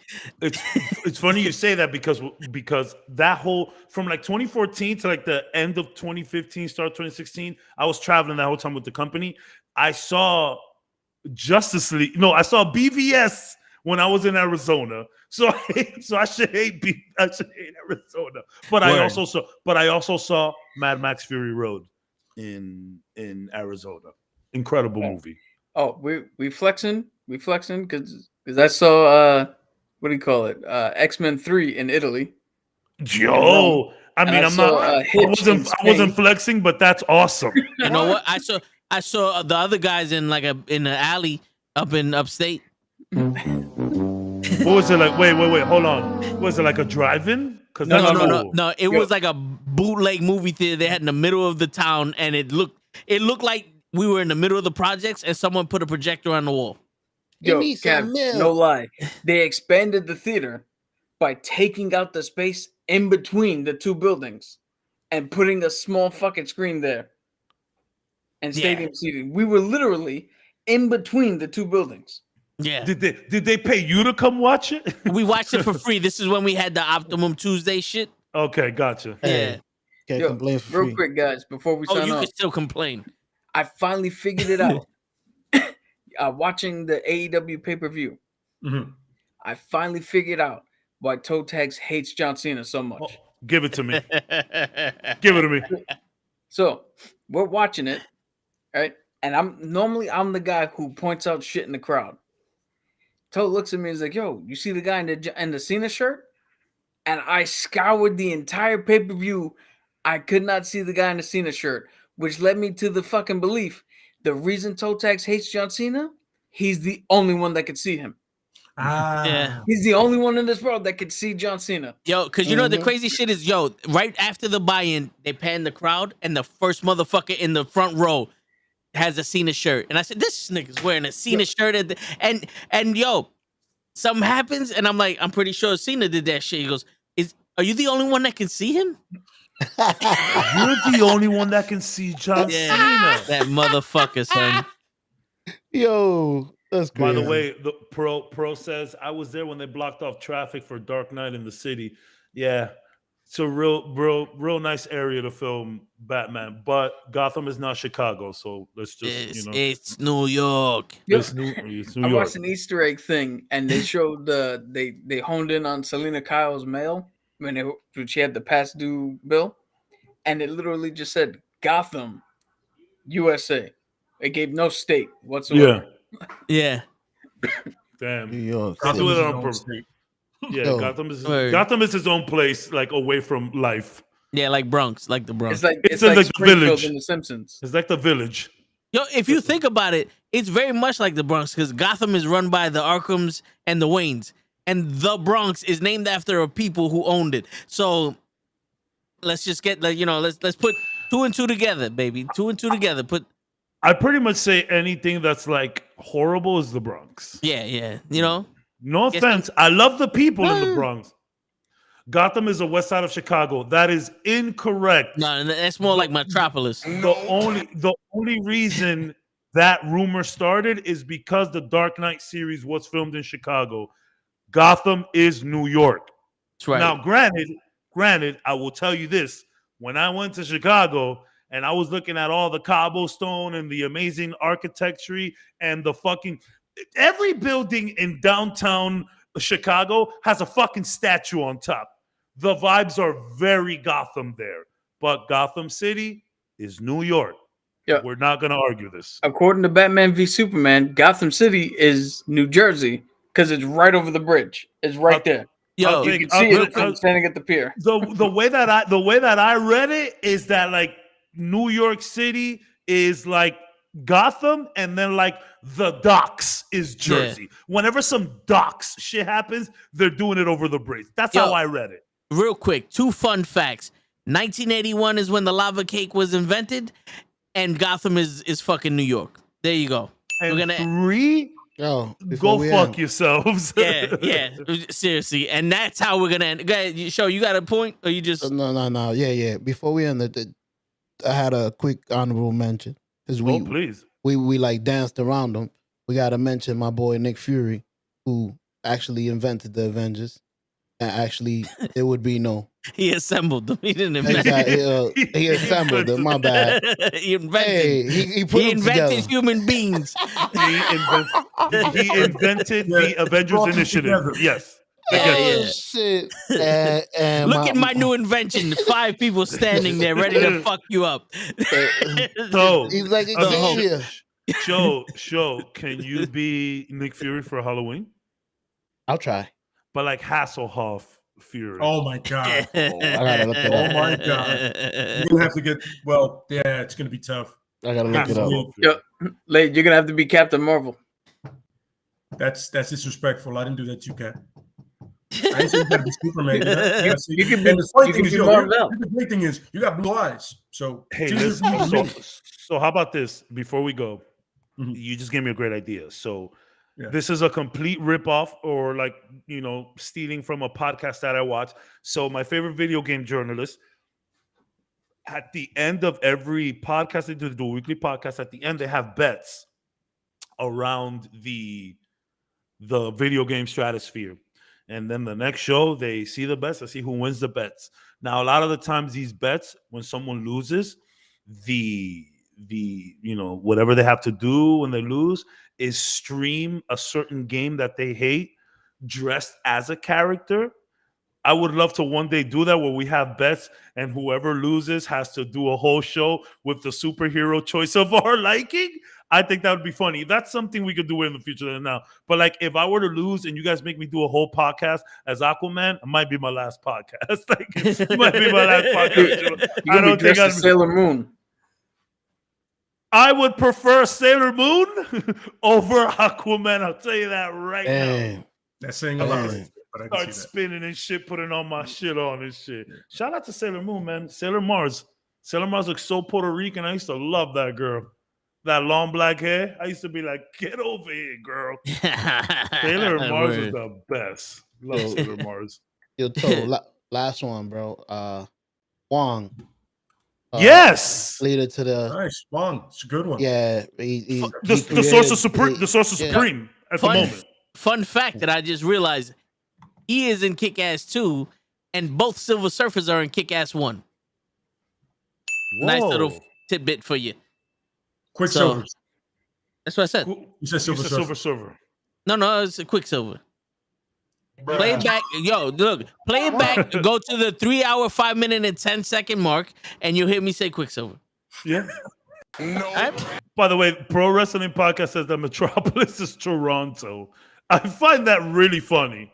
That's a funny comment. The fact that city sometimes doubles as New York. Rumble in the Bronx, Vancouver. Yo, Fantastic Four. The Hulk. Both of them. The Hulk. Wasn't they in Canada doing that fucking fight scene in the street with Abomination? Harlem. Yeah. Harlem. Shout out to Luke Cage for really using Harlem. Absolutely correct. Thank God. Christmas. We should do a review of DC versus Mortal Kombat video game and analyze each character. Who do you think will win? Yo, Cap plays that, so I mean, and Cabs played it. I'm pretty sure. You don't have to, man. You tell me. Like, my comic book knowledge is great. Video games is where I shine. You motherfuckers want to do a quick 15-20 minutes on any video game? Let's go. Yo, you guys want to do that shit next week? Fuck it. No problem. I'm so down for that. Let's do it. There you go. That's the topic for next week. I'm so down. So it has been said and has begun. And on that note, we had some fun. It's your friendly neighborhood knucklehead signing out. Peace, everybody. Go watch The Batman. That's right. Go watch it. It's a fun movie. These guys ain't fuck it up for y'all. Shit. Well, after you watch the show,